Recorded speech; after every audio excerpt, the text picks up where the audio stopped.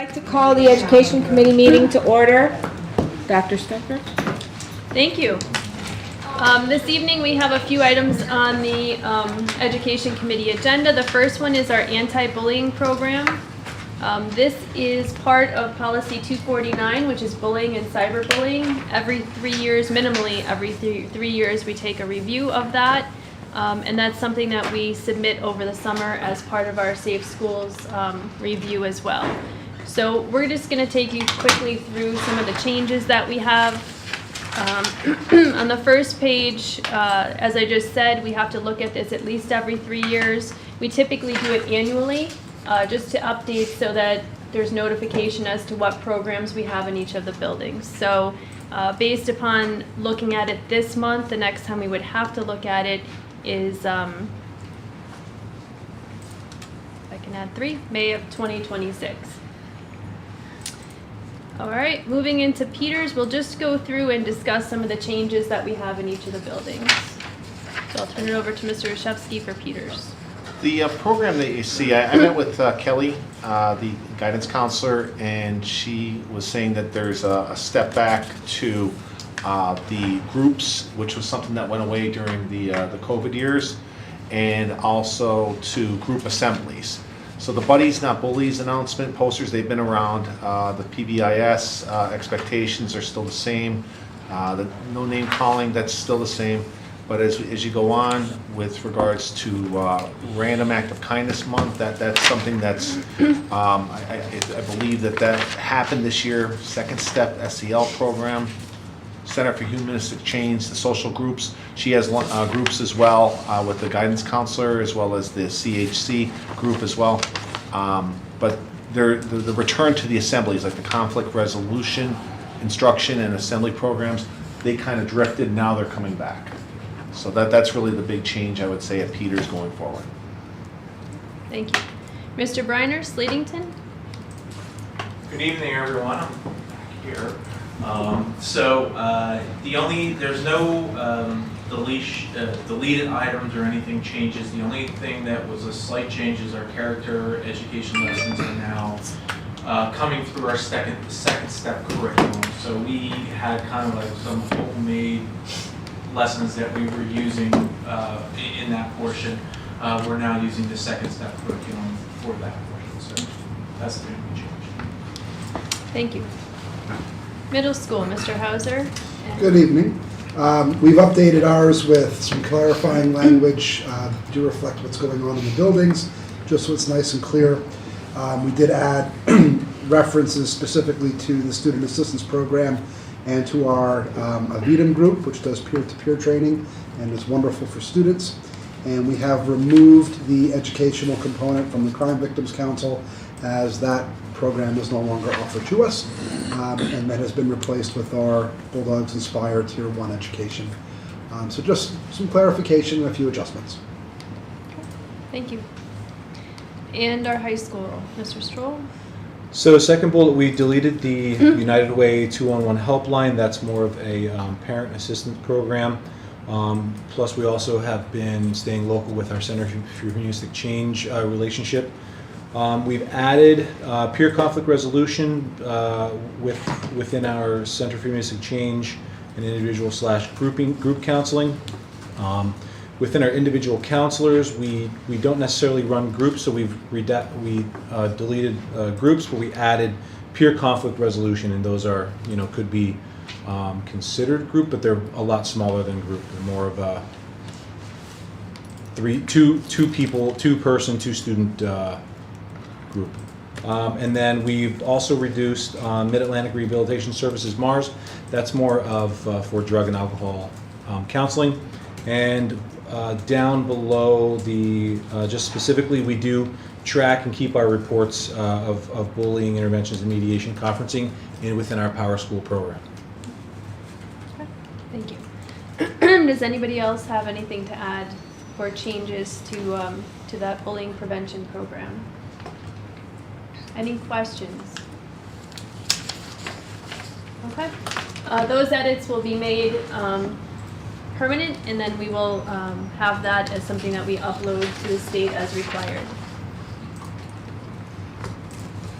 The next item on here is goat therapy. We've been running some of our dog therapy in our schools, and now we've been requested to have goat therapy as well. So we are running a program that's going to be for students at the high school. It's going to come from Steinmetz Family Farm. They are going to be bringing 25 goats for our students and faculty to interact with. The dates will be May 9th, so that'll be next week, with a rain date of May 12th. They will arrive on site at 8:15. We will have the grass on the side of the middle school. That's where they will be housed. They will bring their own fencing, and they'll bring a tent just in case it's raining or too hot, just so we can have either the goats go under there or the students can be under the tent if needed. They'll be bringing 2 handlers with them, or the 25 goats. They'll also have a sanitization station. We're mainly hosting this for test anxiety, to kind of get everyone calm and in the mindset of being ready for the Keystone exams. And we also have finals coming up for our seniors as well. 275 students will participate. The faculties in both the middle school and the high school will participate as part of their faculty meeting that day. There's a long list of the different times that the groups will be meeting with the goats. About 15 total groups of approximately 25 to 30 students. And then again, afterwards at 2:30 to 3:30, we'll be running professional development, SEL related with our faculty in those buildings. The total cost for the program is $1,750. It's $250 an hour. $1,500 will be paid out of the high school guidance budget for the students to participate. And then $250 for the extra hour they'll be spending with faculty will be paid out of our ESSER 3B monies. And that's for staff, social, emotional, and mental health support.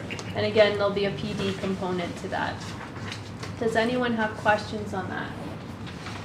Is the rain date the 11th or the 12th? I believe it's the 11th. Thursday the 11th. Okay, thank you. Okay. What do they do with the goats? Snuggle. There'll be goat snuggling. Like, are they big goats or are they like Baby the little goats. They're baby pygmy goats, goats? yeah. There you go. So Like, they this can- is amazing to me, like, So they I can go didn't up have and this when I was in school. they can go up and pet them and snuggle with them, and just generally kind of interact with them.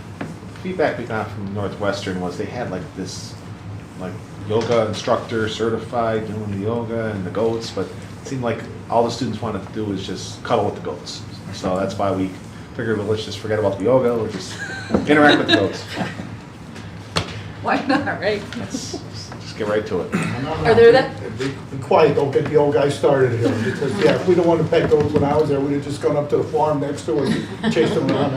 Are- That changed, so, I lost my train of thought. I'm sorry. Did you have signups or like the 20, that's what I was We're gonna say. having opt-outs, not So necessarily they- sign-ups. Okay, that was gonna be, so they don't have to do it, just like our teachers or staff, they don't have to do it, it's a choice if they wanna do it. We are Correct. asking. So they can opt out if they want to not participate in that. Otherwise, they're built into those groups. Got it. But those that even opt out are there to observe and just to a quick reflection activity in terms of is there value to it? Sure. Or is there no value to it? So we're just going to ask for feedback from all staff, whether they interact or not. Are there any chances of allergies with students or faculty? And is there somebody on site that if somebody does have an allergic reaction that we don't know about? So again, they can opt out if they have a known allergy. We also have our school nurses that are typically here on campus when the students are going to be meeting with them. Okay. Fantastic. Okay. All right. Our next one is Center for Humanistic Change Recognition for Middle School Student Assistance Program. Mr. Hauser? Thank you, Dr. Stoker. To say I'm proud of the work we've done at the middle school this year with our student assistance program is an understatement. The team has grown this year and truly gelled. I've written a memorandum to all members of this committee and also my fellow administrators outlining what exactly went into our SAP program this year. Over the course of the last 2 years, we are meeting with greater frequency and greater fidelity to what we need to do as a SAP team and really helping students out. But the proof is in the pudding. The other document on here, for full transparency's sake, is our yearly SAP evaluation. This is facilitated by Mrs. Wendy Texter of the Center for Humanistic Change, who is our SAP liaison. Sadly, Wendy is moving on to a different position within CHC in the supervisory role. We will be in very competent hands with her replacement, but we will definitely miss Wendy. And I've begged her to come back many, many times, but she's moving on. What we want to see on here is a lot of green, and indeed we do see that. The middle school, the numbers that we had compared to last year, this is just an incredible amount of growth. You'll see that we are in the green in all but 3 levels, and there are 40 different categories of rating. So again, kudos to the middle school SAP team. The members of that team are listed in my memorandum, so please, when you get a look at that, just, if you can see them around, acknowledge them. They've done an exemplary job. So good things happening with the middle school student assistance program. Any questions on that? Are you satisfied with those results? Absolutely, sir. If you do a side-by-side comparison of at least where it was last year, the year before, and a little bit of the memorandum, I have some comparative data in there. The numbers are exemplary. Even the percentages, as far as what we have, where we have different categories of fidelity, the SAP team ratings have gone to the good side, and we've increased our percentages. Most of the numbers were tenfold. to the right, as it was in that case. Yeah. Yes, in there, we do use that to identify areas of improvement. So our next goal next year, we realized we were going to up our game in how we work with parents and families. We do a lot of outreach, we do a lot of communication. We're looking to do more because despite our efforts, sometimes the awareness isn't exactly where we need it to be. So we're going to try different approaches next year in hopes of getting those last 3 areas all to green. So I'm hoping for 40 out of 40 next year. Thank you. Any other questions on SAP?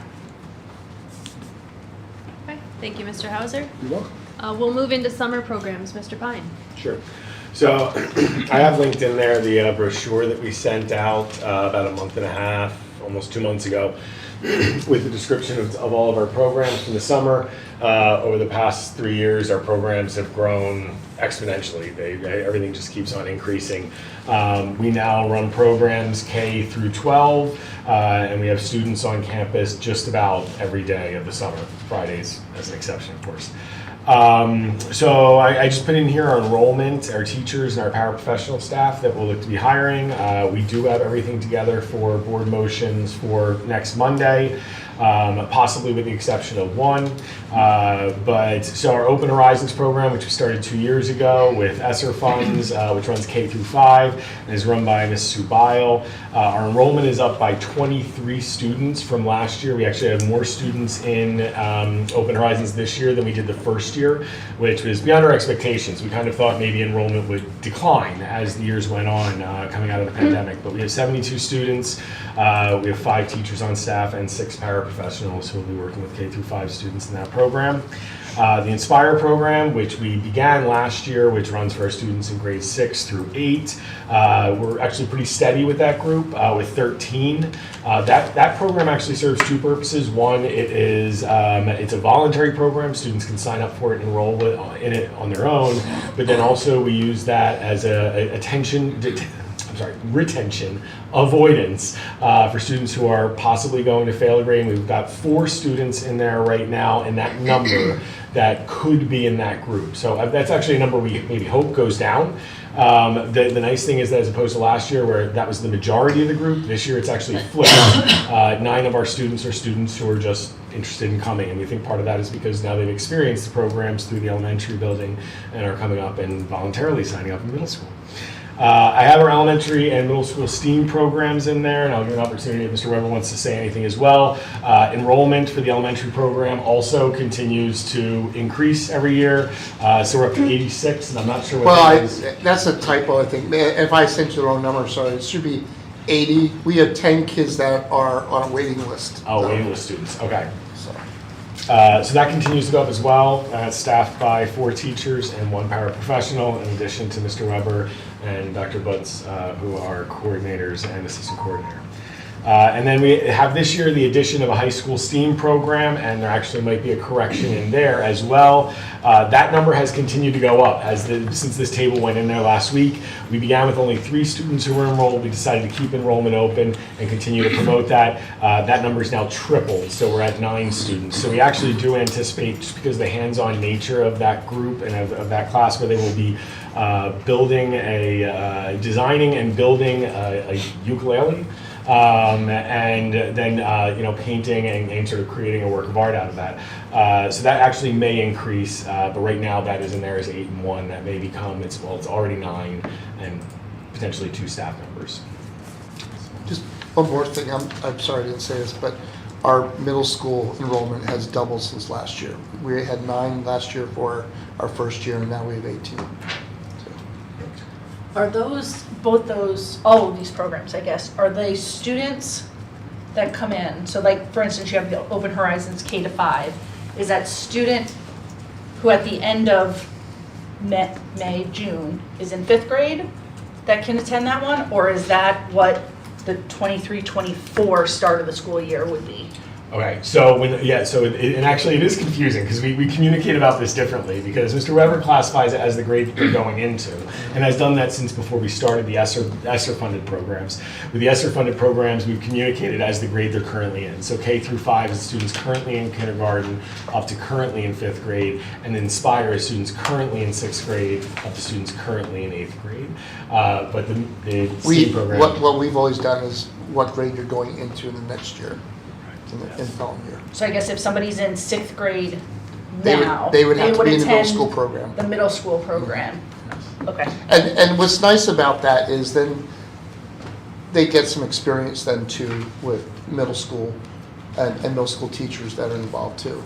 And one more thing we're also doing is we're going to do a movie and media night at the middle school the second week. The middle school, through Mr. Hauser, got a telescope.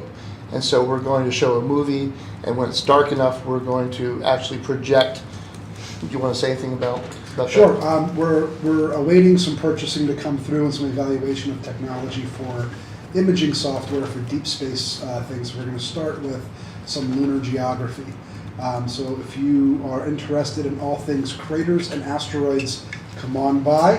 And Mr. Weber and I are vigorously debating which cheesy 80s sci-fi movie we are going to show. My hope is on The Last Starfighter, which should be a lot of fun. We're not arguing about that. But that also is for parents too. Yes. The parents and the students.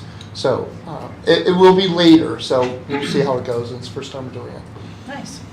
I think, Mr. Weber, do you want to share the outreach that you're doing in the community with Dr. Butz in coordination with the Neffs Bank's 100-year celebration? Yeah, and, thank you for reminding me. Neffs Bank has always been such an amazing contributor to our program. Because of them, we can have the STEAM camp. They originally gave us an EICT grant of $20,000, and they've upped it to 22 or 23,000, which has helped us to expand to the middle school program. But they're having a celebration, I think it's May 12th. I think that's the date. I can look it up, but at the Neffs church, they're having some kind of bizarre picnic celebration, and we're going to have a stand there representing Northern Lehigh School District and the STEAM camp, and we're going to have a make and take that activity that they can do. Nice. That's, so again, thank you for doing that. That's going to actually be June 3rd. June 3rd, I'm Yep, sorry. that's okay. Beginning at noon in the parking lot of the Neffs Church there, right by the bend in the road. I'm sure you're all familiar with it. Please be careful at the intersection. And again, so it's a good kind of give back to our biggest supporter there.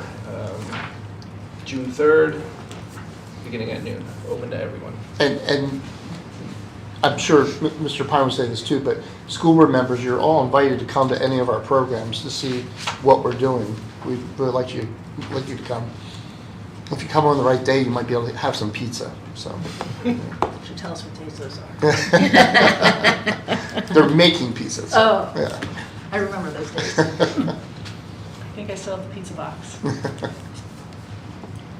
Can I just go back to the elementary, and I was confused on a number. Are there 86, then you said there was a waiting list, or? There's 80, we have 80 enrolled. Because of our funding, we can only project to finance and staff for 80 elementary campers. We started out with 40 the first year and brought it up to 80. So we have 80 enrolled, but we have 10 students on a waiting list in case other students drop out. I wish we had more money to open it up, to have more staff to do it, because I'm sure we'd be able to fill it with more of it. It seems a shame that we have to restrict the number there. Is there any way that they could participate, maybe some of the older, more mature ones in the middle school STEAM, or, I don't know, I'm just throwing that out. Is it a possibility, instead of having them, have 10 kids stay home? Yeah, the middle school is actually maxed out, close to getting maxed out. Already, Not so- quite, but getting close to. So there's no place to put them with the amount of money. Okay, Yeah. fair enough. Yeah, so just the funding is different. So they do set a cap. We, from the beginning, just decided with the ESSER programs that we were going to meet every need that we possibly could and, exhaust that funding that way. So it's going to be another great summer. Anything else for the education committee? Is there still ESSER money available to help with the STEAM camp at all? Well, the ESSER money does, I don't want to Go cut, ahead. it does help. It pays for our 2 middle school instructors, which we wouldn't be able to have the middle school program if it wasn't for that. And I am concerned what's going to happen next year, what we're going to do next year. Because I was telling Dr. Stoker before the meeting, I'm watching every penny with our budget because we're getting very close to spending everything already that we have. So. Yeah, ESSER 2 closes out in September of this year. ESSER 3 closes out in September of next year, but ESSER 3 is more restrictive with some of the spending. So we're kind of monitoring that. Sherry keeps track very well of what we're spending for summer programs. Hopeful that we can do it again in 2024. We think we can, for the most part, but then the monies are gone. And our budget for the elementary and middle school with the ESSER's grant, off the top of my head, I think is about $27,000. But we use every penny. And what's nice is some of the things we buy, though, we use them in school. Like last year, we were able to write a grant and get the hydroponics tower, and we used that. We've got things like digital scales that the teachers can use in their classrooms. So a lot of those kind of things we get. It's nice we can get them with camp, but we can reuse them then with curriculum. Okay. Any other discussion for education? Mr. Kern, you want to close it out? Sure. No, go ahead, Rhonda. You probably started it. I'm sorry I was late. Okay, let's close the education committee meeting. All right, we'll go ahead and I will go ahead and open up the policy committee meeting. I'll pass it over to Dr. Stoker. You're still on. All right, thank you, Mrs. Husak. So we have 3 policies on the agenda for this evening. The first one comes for some changes that we have. We did do a first reading at the board level. We brought that back to do some additional changes for a second reading coming up. Policy 707 is one that a community member has asked us to bring to the committee. And then policy 918 is one that we just bring up typically annually. This time in the spring, when we look at our Title I programs, we have the policy for the district, and then we have a plan for each of our elementary schools that participates in Title I. So we'll look at the uncompensated leave one first.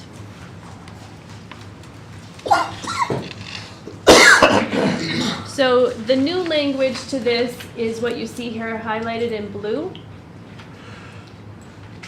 And the previous changes are down here highlighted in green, and then the strike-throughs in red. So there was some discord in the language and practice, so we tried to change the language to reflect what's happening in practice. So for anyone who's looking for uncompensated leave, up to and including 10 days, 10 cumulative days. That would be something that would go to the discretion of the superintendent. So applications are made directly to Dr. Link, and then he takes those and makes a decision with regard to those. Anything that's above 10 days would then need to be something that comes to the board level for a board decision. So that's where the change is from first reading to second reading. I don't know if Dr. Link or Mrs. Molatoris want to add anything to that. No, we're just trying to have the policy align with practice, what is actually occurring. And we think that the policy has not been reviewed in a while, and it's time to kind of clean it up a little bit. Is something like this happening a lot, or is it off? It is happening. We thought that it may decrease kind of now that we're through the pandemic and everybody's back in full time, but what we're seeing is that I receive a number of requests for reasons that don't necessarily fall into this, and sometimes I have to deny them, or because of the number of requests that are coming through, and I have to deny them, and that was not in line with what the intent of the policy was. So we're looking to kind of clean that up, as well as, we want our employees to be here. The value added to our students in instruction and learning is just critical, but we need them here to do it. So this impacts, employees that may not have enough either sick time or personal days, or even really vacation days. Not so much vacation days, it's usually sick time or personal days where they want to take off for reasons. I do make exceptions if it is because of an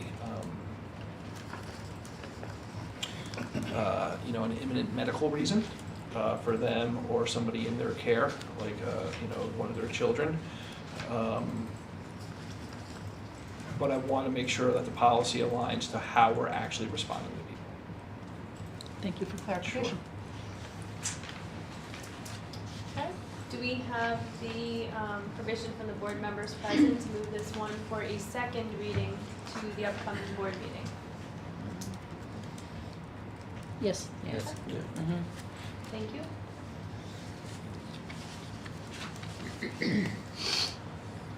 Just closed out the policy agenda. Sorry about that.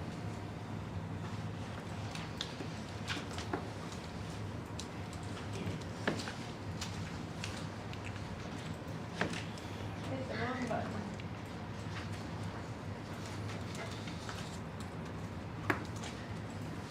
All right, the next policy we have on here is policy 707, use of school facilities. Again, this was asked to be brought to the committee for discussion by a community member. Mrs. Jacobitz, I believe that you wanted to speak to this policy. Yes, please. So I know that it's designed for facility use mainly for students, but I don't think that it's written that way. So I just want to make sure that moving forward to cover both ends, as the girls basketball director for the youth organization, I coordinate with the boys basketball director, and we make sure that we have our days set and things of that nature. This year we ran into an issue with an adult league, and Mr. Durr was very nice to help us remedy that. But moving forward, I just want to make sure that there's not like AAU teams or private teams or things that are moving into the community, because right now it seems like it's on a first come, first served basis. And I don't know that that's the way that we want it written or the way that it should be. So I'm just wondering if there could be a slight addendum to give priority to the students of the district and focusing on like maybe even in season, so that, people that have spring sports that are looking for winter workouts or something like that don't put in 3 months and monopolize the gym use, that I would have to rent space and take money out of the community pocket to charge more and have them drive to like in the zone or something like that. So I'm just looking for priority for the students and seeing how we could work together to make that better.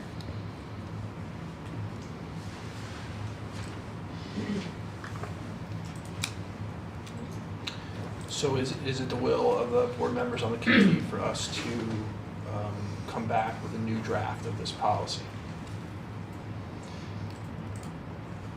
And if so, is it the will of the board members on the committee to prioritize Northern Lehigh non-district sponsored groups, so Northern Lehigh youth groups over Northern Lehigh adult groups, and then over other paying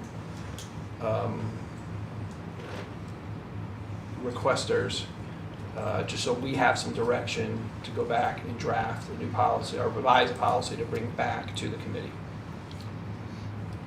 I guess my question would be, how often is it happening? I will defer to Mr. Durr for that. So we only have, I'm going to say, the only time that this problem occurs is during the winter months because everybody wants to be inside and they're all indoor sports. We only have one community group, which is the adult volleyball group, who uses our facilities through the winter. So right now it's only that group. We have some other groups that use maybe the auditoriums, dance recitals, stuff like that, but they don't use the gym. So we're really talking about just the gyms, I think, for the most part. And we really only have one group. Doesn't our baseball team use the gym as well, though? Yes. In the wintertime? They come in, Because I know there was an issue with softball and baseball and gym space and all that rigmarole. I don't know how that got resolved, but there are other groups that would need gym space in the wintertime other than just that group. So those groups, yes. The NLYA has booked Peters, they booked Slatington, Okay. and the middle school for their basketball programs. And the wrestling uses the wrestling room at the high school, and that all works out. Right. Normally, pretty much close to the end of the NLA seasons, we transition to giving time to the baseball wherever we can. So it's trying to fit them in between uses, but their season almost ends when baseball, softball once in, so it's close.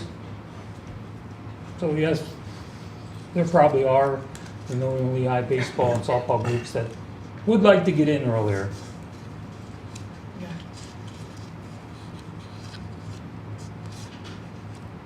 My question then is, what becomes priority then? Do the students of our current organizations, baseball, softball, whomever that are at our high school and middle school level, or our NLYA side? I don't want to seclude anybody, and that's, I'm trying to help and I'm not sure that I'm getting there, but I'm not sure what the right answer is yet. Because I think as soon as you put something in there that kind of locks us into that, we're going to start to actually alienate more than we currently are to try to help. And I want to figure it out, but I don't know what the right answer is.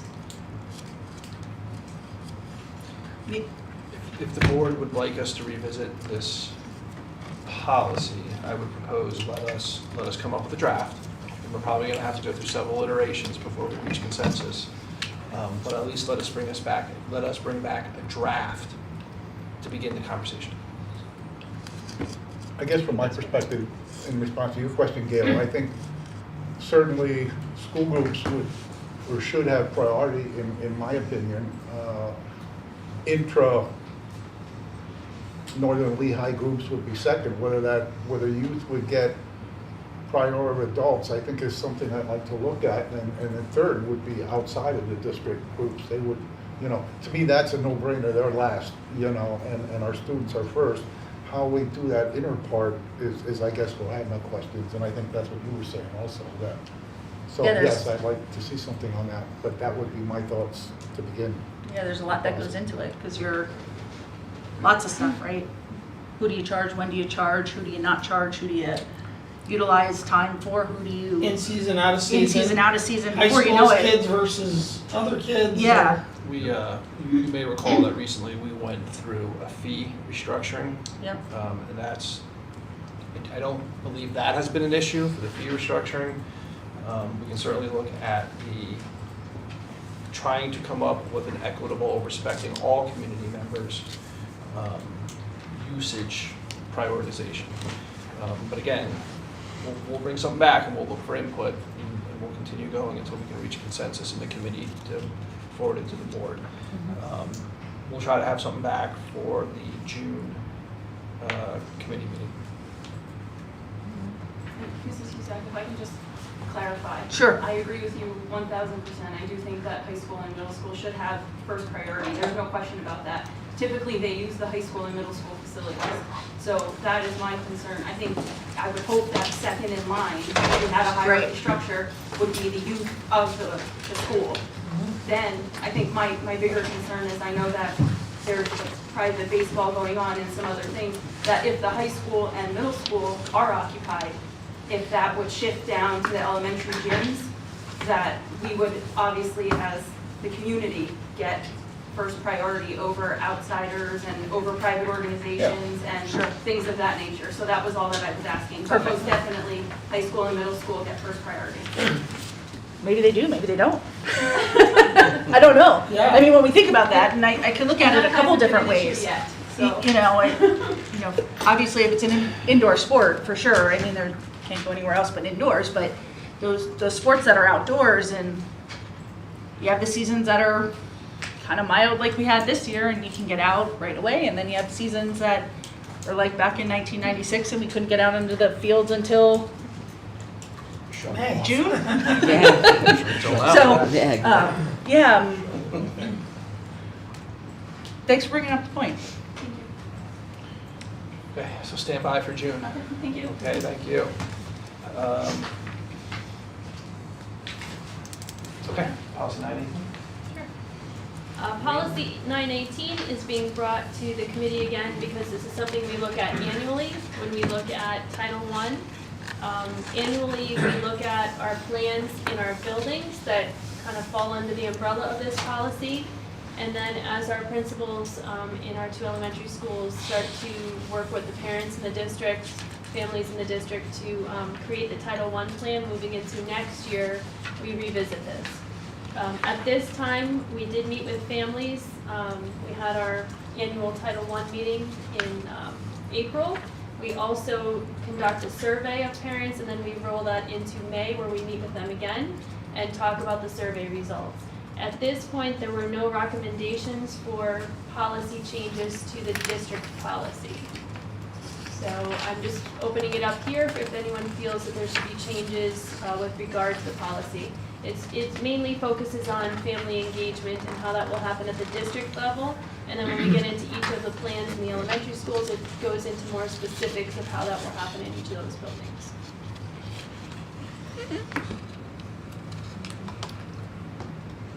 Any questions or discussion? Hearing none? I'll take that to mean we're okay with it. We're So- good. All right. Anything else for policy committee? I will close the policy meeting. All right. And I'll open the building and technical committee, and I will turn it over to Greg. Greg? Welcome, everyone. The first agenda item, we have a request from the Emerald Playground Association. And the request is that they purchase, or would we be willing to donate the softball batting cage to the Emerald Playground Association for installation at their facility. Once the project takes place down there, it'll no longer be needed. There's new batting cages or warm-up areas. So the value of the metal is less than $100. And after discussion amongst the administration, we felt like we would like to donate it to the Emerald Playground Association. Mr. Chrisman, you emailed us and made the request. I don't know if you have anything to add to it, but we'll go ahead and... Yeah, I certainly can. So up at the Emerald Ball Fields, we made graded an area where we're gonna have a bullpen / batting cage and shopping for things. It took a couple weeks for it to click, like, wait a minute, we're in the middle of a project at the high school and they're getting rid of the old one, so maybe see if if it was possible to get our hands on an old one versus having to buy brand new. Obviously, it would be put to use for kids here at Northern Lehigh, not just Emerald. It's just one of our facilities, so I figured it was worth a shot to shoot an email and see what happened. I have a question. I support this, let's put up front. My only question is, have the other... About Slate-Dale and Freedom. Yeah, exactly.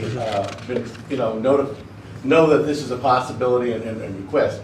That's where my fear is, giving it to one and not letting everybody else know that it's available if they want it. I mean, I don't know how we do that, but that's the only concern I have. I think we should donate it. I have no problem. I have no problem giving it to Emerald either. I just want to make sure that we're not going to have a conflict with the other areas. We would have two, There is a baseball batting Correct. cage, yeah. and both are getting replaced in the newest upgrade, correct? So there's still the potential of an, Yeah, I don't know, do the other, I don't know, Mr. Durr, Mr. Geis, maybe, do the other baseball associations have batting cages? Not aware of, nobody's reached out from any of those Walnut does have one. Okay. So I don't know, and you might know where the So- other softball and baseball, So Wallingport has one, as you said. Slakedale is in the process of building one. The other one, Freedom's might be interested. We could reach out to them, see if they wanted the other one. Trying to think who else. We just reopened Legion Moose. There's really no spot to put it there, though. Maybe. Did you say, Mr. Crispin, that Slate-Dale is installing their own? Yes. They have a plan in place for that? Yeah. So they got that grant, so they're probably doing it. The whole Is that park. they're doing it with the grant, or? I'm not 100% sure if that's included or not. They might be getting some fencing for that, actually, but I don't want to misquote them on that one. That's my concern, especially, and in fairness to Mr. Crispin, I mean, he has an inside, it could look like he had an inside track here, and I don't think that's a good idea. I mean, I'm really concerned about that. No, you raise a very good point. Mr. Crispin, my understanding is you're requesting just one. Is that accurate? Yes.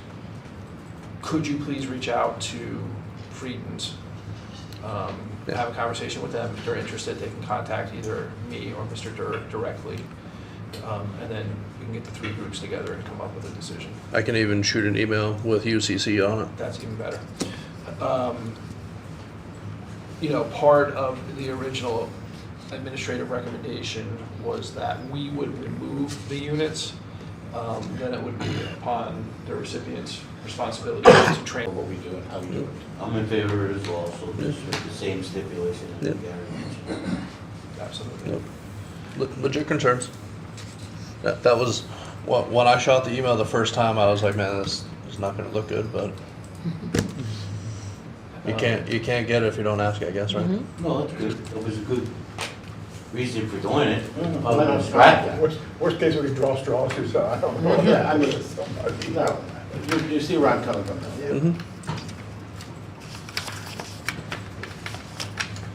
So is this item something that you would like to move forward to the board agenda for approval, or do you want to wait for more information? I would recommend we wait for more Yeah, I would information to get everything, get a Okay. plan in place, and then we'll take it for board approval. All right. Thanks. It's not time to move it anyway, right? This is in the future. No, we have time. There's time. I mean, whenever. When is construction slated to begin? July, July. this summer. Okay. End So of we- July, early July. Hopefully the beginning of July. We do have a Yeah. pre-construction meeting coming up. I think it may be closer, as I make eye contact with our athletic director, I think it may be closer to the end of July, beginning of August. Yeah, and I'll cover this in the extracurricular committee meeting. Everything's based on the seating process. So we don't know what exact date we're gonna find out more in a few weeks. Okay. It's probably the best way to say it. Okay. Okay. The next agenda item, it is, I'm asked more or less information. We are entering into another parent transportation agreement. and the parent would transport their own child as needed, and they would be reimbursed for any days that they do provide the transportation at the IRS rate, and we would need a board motion to approve that agreement. And that transportation's within our Yes. transportation. Yep, it's within our Policy. boundaries, our student within our boundaries to our school. All right? And that's not coming here, that's going to like an outplacement, or? I believe that they are coming to Slatington IU classroom. Do we approve those each individually? Yes. There will be a board motion then for Monday night's agenda on that item. The next item, 2018, there was a regulation that was passed that we are required to run lead and copper samples in any building that's a school district building that is not governed by DEP. So Peters is exempt from this requirement. Since the borough supplies us water at this campus, we are required to provide some random lead and copper sample testing each year, and happy to report the results are well below the action levels for both metals. And the second part of this requirement is that we discuss it at a public meeting once a year to say that we did test. Any questions on that? Hearing none. The next item, we discussed student summer workers and the PA Career Link. We were hoping that students would be able to be provided to us through the PA Career Link. We were notified shortly after the board meeting last month that they will not be running the summer worker program. So I have it back on the agenda. Or is it the wish of the board to hire 4 of our own students here? They would be employees of the district and we would pay them. We've done it before, and I really think it's good for the community too. Yep. Okay, so there'll be a board agenda item for that. The next item, fuel bids, they came in on Friday. They are listed out there. They are firm pricing. This is for next year's school budget. Are there any questions on those items? They have been locked in. Those prices are guaranteed for all the fuels next school year. Do we always get bids to like 4 digits like that, Greg? I guess I don't remember seeing that before. Yes. Yeah. I guess I missed that, yeah, 2.5933 per gallon, it's like, whoa, yeah, okay. Are these higher than last year's? 29 They are now, not. yeah. They're not. They're lower. Yes. Yep, That's good. by a decent amount, if I'm correct. Yeah. Are there limits on how much we can get for these prices, or is this So as I many have, deliveries as we need for the year? we're required to commit to so many gallons for each fuel, and our commitment is slightly less than what we predict that we will use, only because if we don't or are not able to purchase it, we're still liable for the fuel, cost of the fuel. Right. So we underestimate by a little bit, and any fuel that we purchase outside of the committed gallons is paid for at the rack rate or the price that they purchased it from the supplier on that day.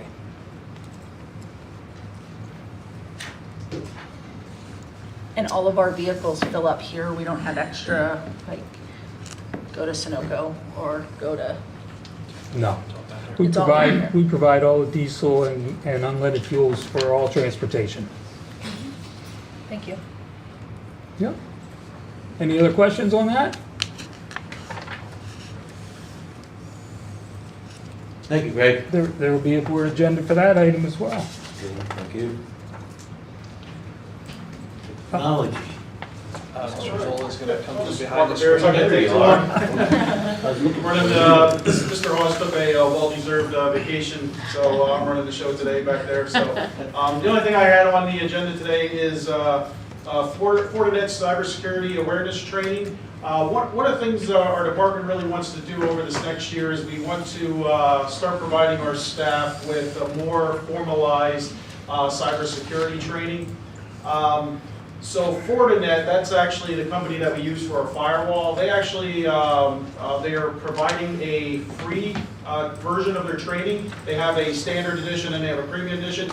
We looked at the training, and basically what they offer in their standard edition, we feel like is a very good program that we can start to implement here to train our staff with cybersecurity. It offers a portal where we can go in and we can import all of our staff, and then they have individualized training modules that we can assign to the staff, and they can go in and do these customized training modules, and then we can keep track of who had the training, who didn't have the training. We really feel like this is important to kind of formalize our training. And what they are doing is they are offering their standard edition free of charge. So I did get a quote, and it is for $0. So what we would like to do is start implementing this training next year. So that's really all I have. Does anybody have any questions about that? It's a good price. It is a very good price, so I think everybody's going to be happy with that. Well done, I think you could have got a little lower.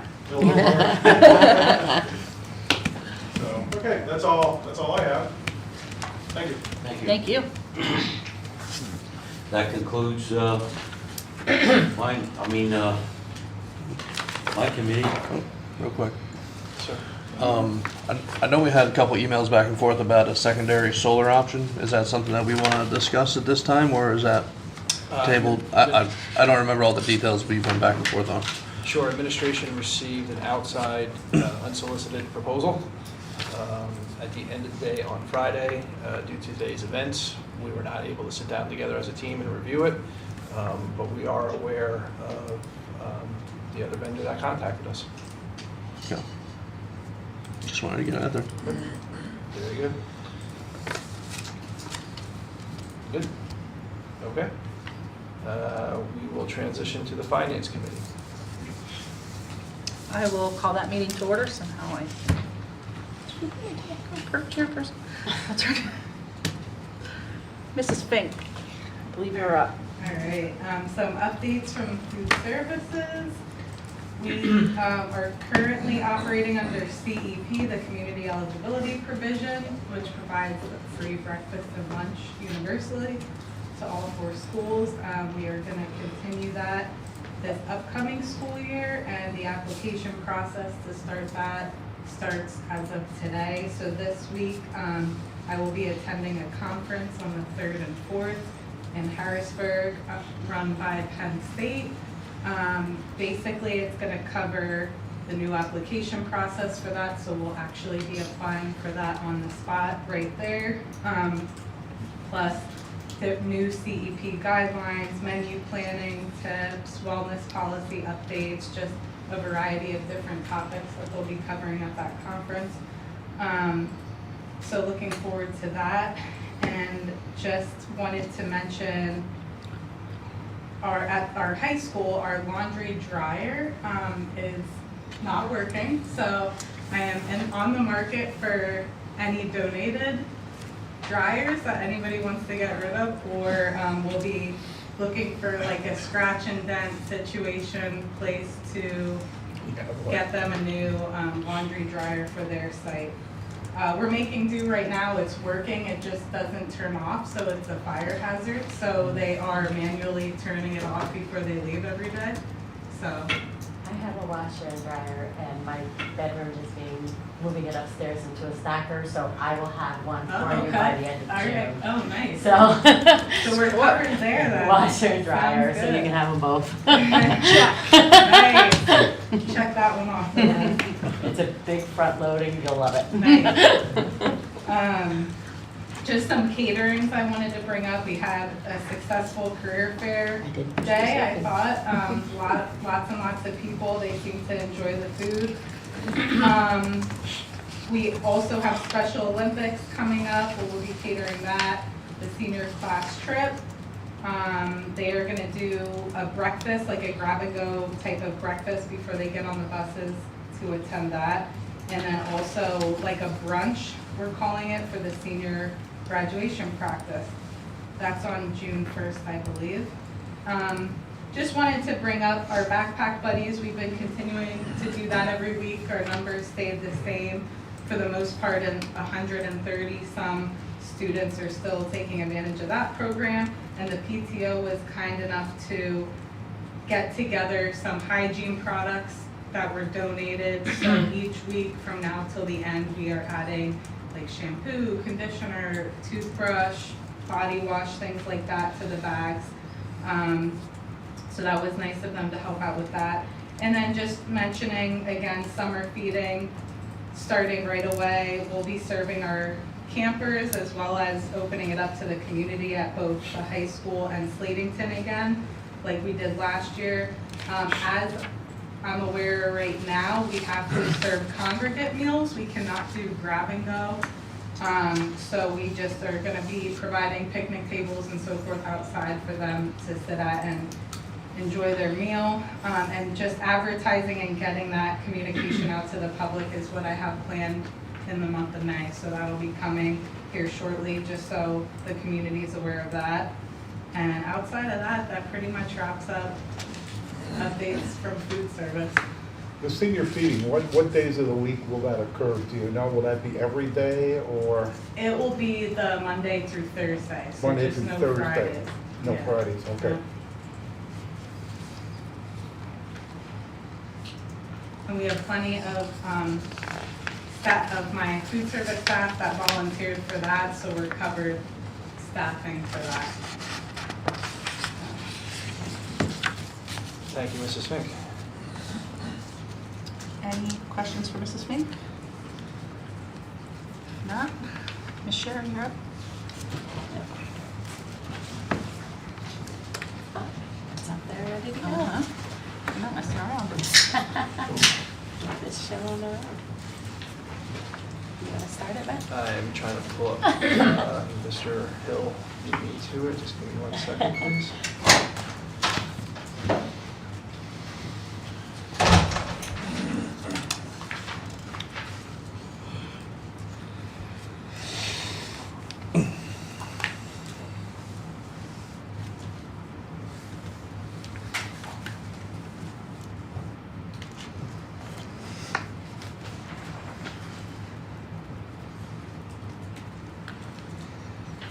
There we go. Okay, sorry about that.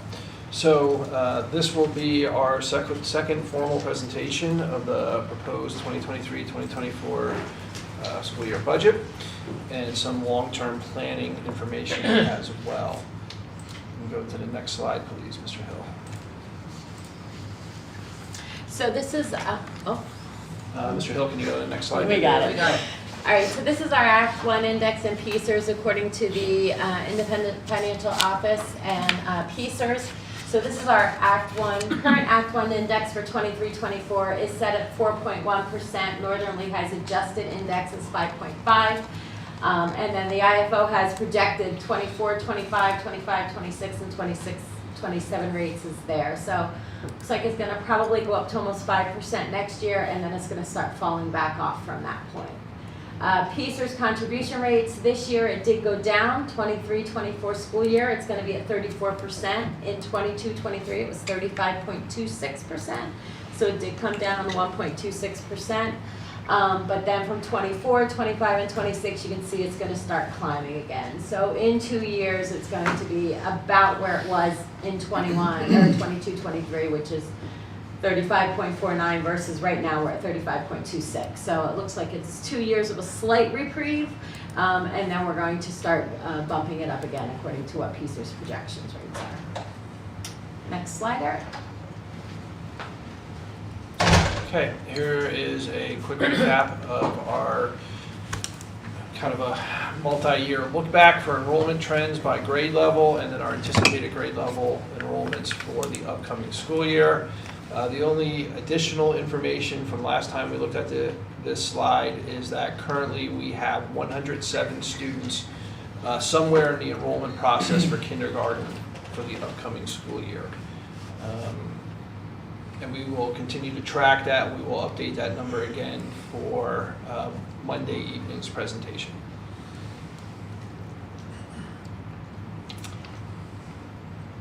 Here, this is just the same visual that we had last year.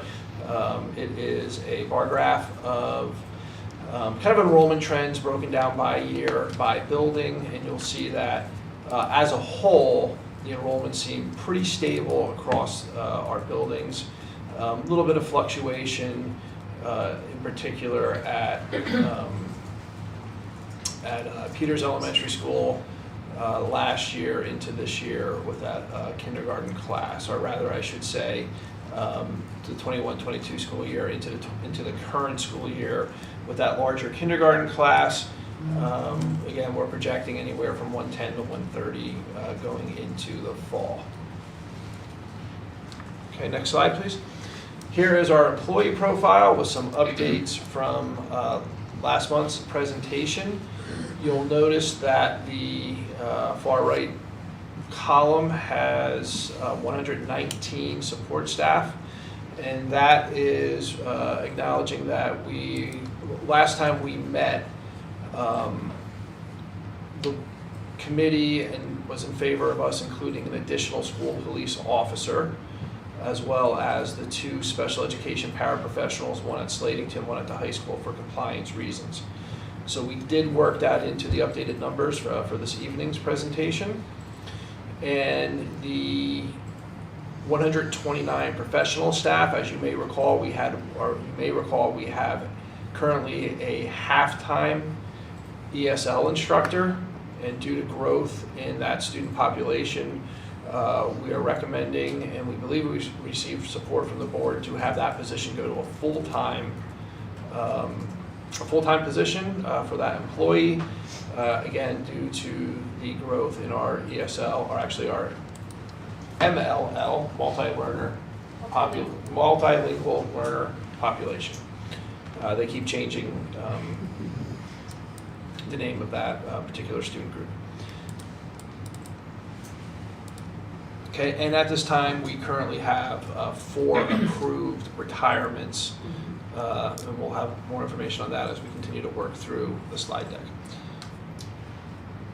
Okay, here are the positions currently funded through our ESSER money. This is the same information that I shared with you in April. So this time we actually attached a dollar amount with it, so everybody knows the exact dollar amount for the 23-24 school year of what those positions are going to cost us. That's total amount, salaries, benefits? Salaries, benefits, Okay. total amount. Okay, next slide, please. This is current prior year's composite data, so it's expenditures and your revenues from 18-19 looking up through 22-23. 22-23 is currently an estimate.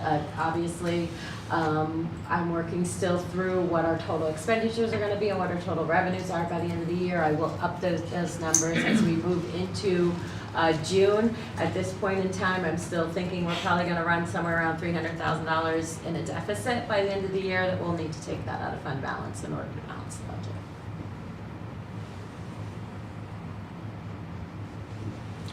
Next slide, please. This is just a graph that shows us where our fund balance is. So currently our fund balance ending June 30th of 2022, we had $14.68 million in our fund balance. And that our current budget this year for 23-24 school year is $38 million and change. So that is roughly 4 months worth of reserve compared to our expenditures. Next slide, Eric. Okay, the next 4 slides will address each school building.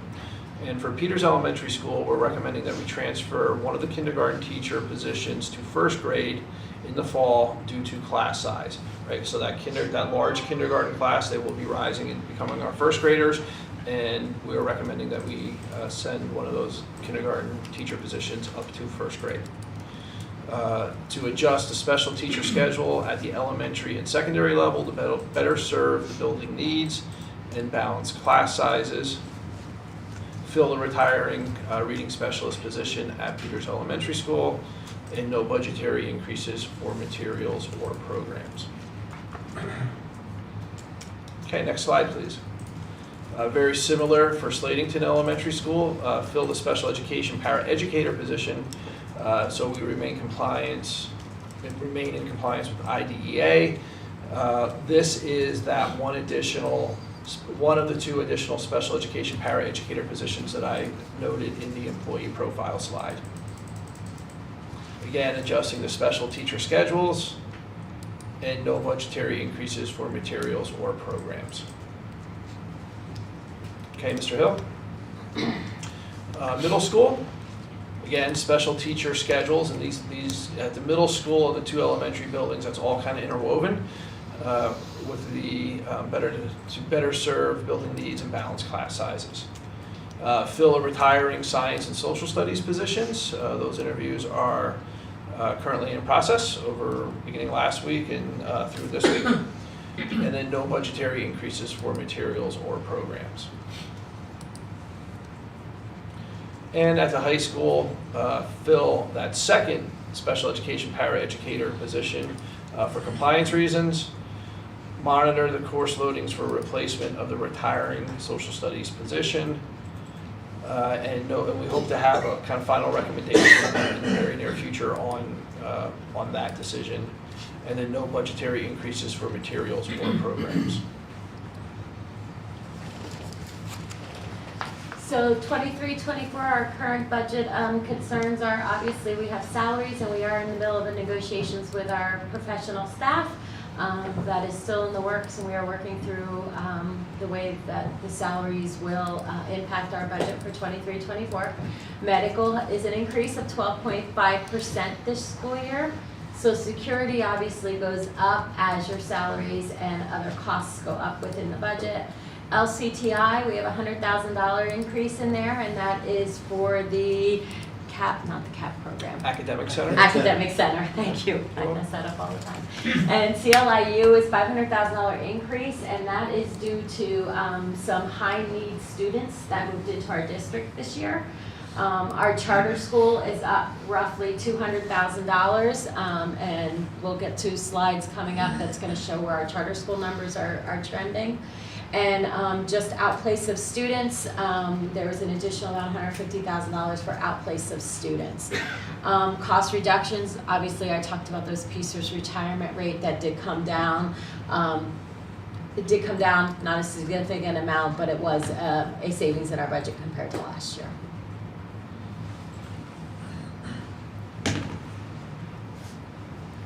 Okay, here we have this is an updated slide. We have our charter school enrollment. The blue line is all charter students, whether it is a child attending a cyber school or a brick and mortar charter school, and then green being cyber, and red being brick and mortar. So you'll see that our cyber students attending other LEA cyber charter schools is trending down slightly.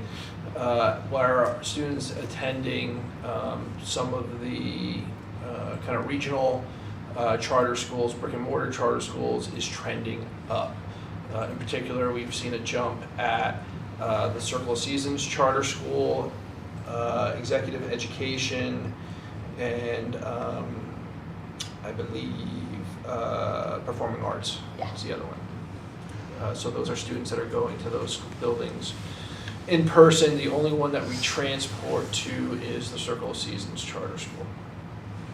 On those numbers, with those increasing, are we touching those students to find out why they're leaving our buildings?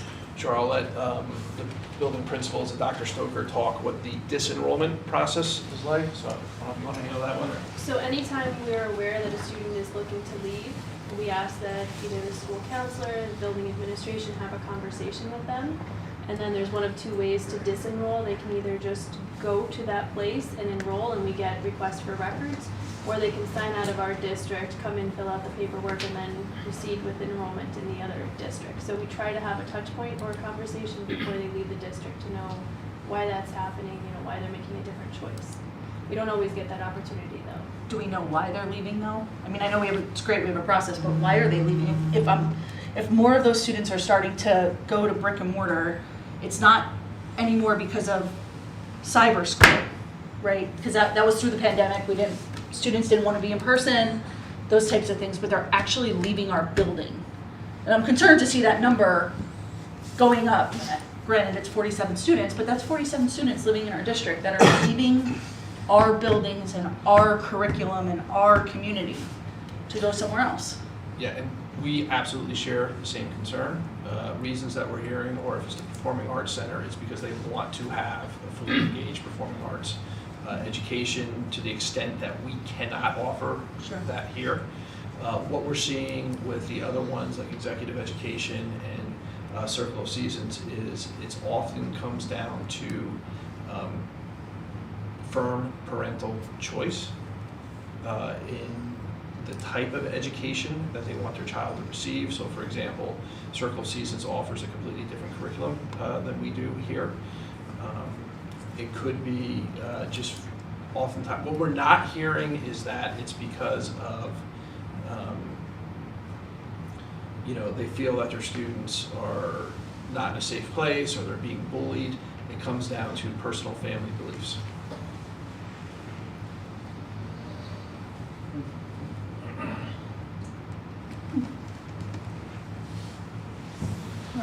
Okay.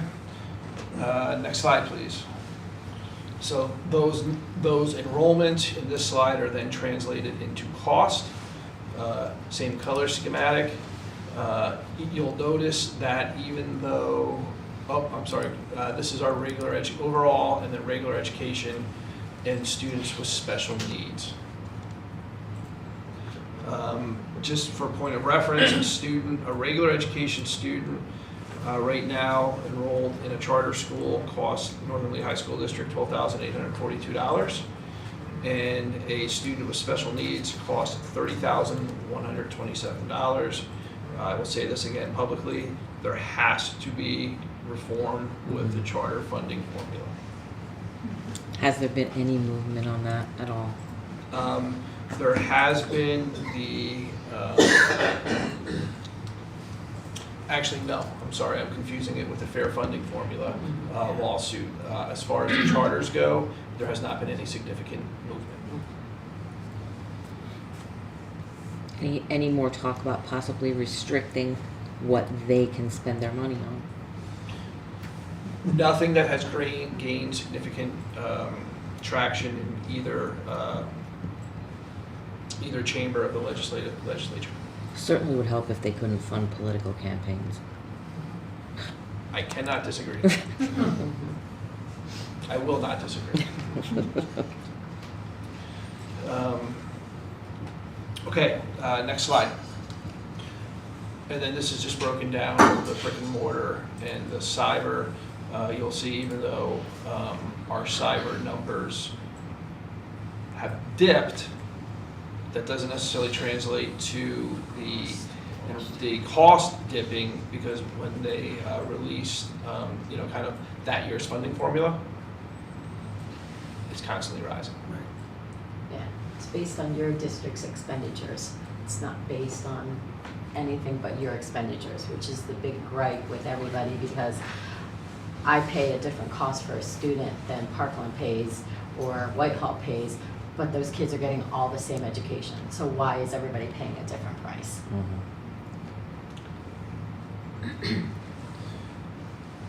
Okay, next slide, please. So this is the 23-24 budget revenue streams. So our real estate tax collection rate is 94% in 22-23. I did budget again at a 94% collection rate for 23-24. Our Act 1 tax increase can go to 5.5%, which if we do raise to the max will give us $855,000 in additional tax revenue. Federal revenues were budgeted at what currently was budgeted for the 22-23 school year, and we actually did just get our Title I number today, and that is exactly like within a couple $100 of what we got this past year. So I think it's very safe that we budget at those same numbers again. State revenues were budgeted again at 22-23. State budget right now is very quiet. Nobody's talking out there. We're not hearing anything. Can mean one of two things. It can mean both sides are in total agreement and the budget's going to pass as is, or they can blow it up 2 weeks before the June 30th, and at that point in time, we already would have passed our budget, so it's a moot point. So currently, I have budgeted at the 22-23 rates, but if that budget does pass as the governor presented, our basic ed funding would be an additional $243,000. Our special ed funding would have an additional $146,000 in revenues. And we did, in his budget is a school-based mental health block grant for $116,000, almost $117,000. But that is not really anything that we can use to offset any of our costs in our budget because we can't supplant with that.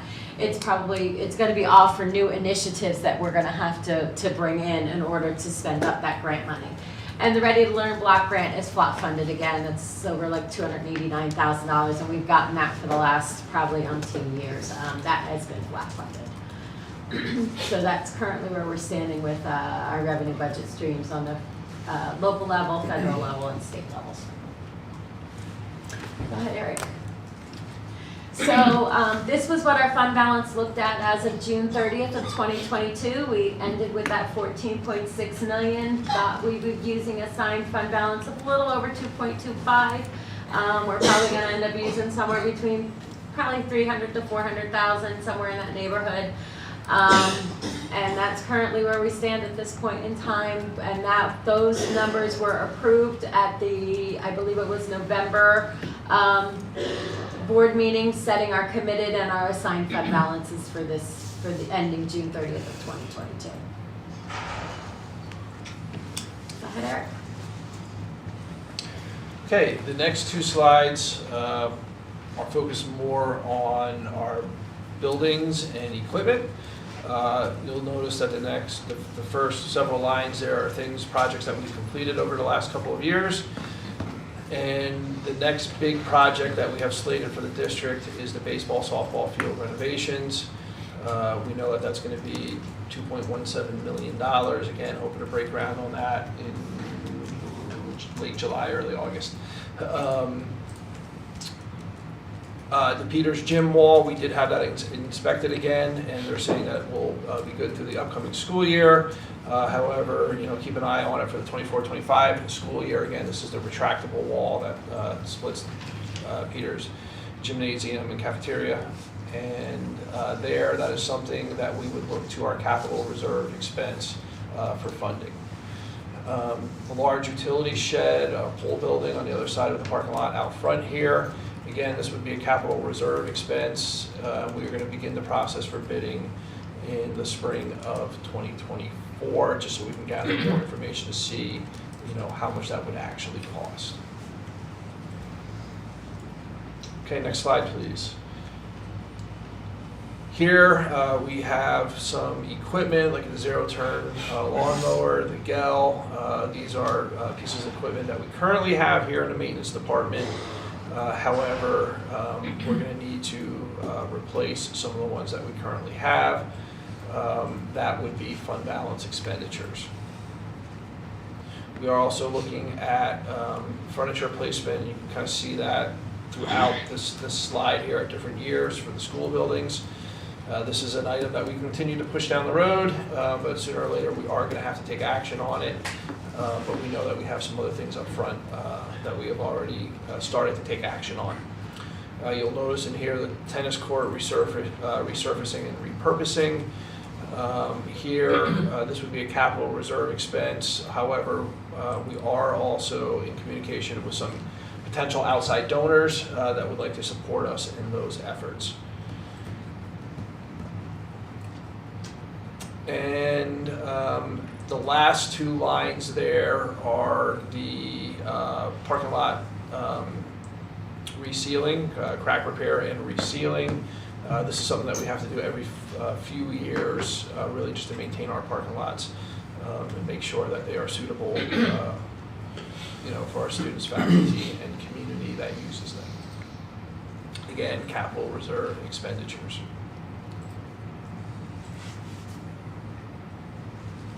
Okay, next slide, Mr. Hill. This is a slide that I introduced last month, and again, we just kind of want to keep this out there for everyone that administration believes that we're going to have to take action on our middle school building. And part of that is, do we want to transition 6th grade there?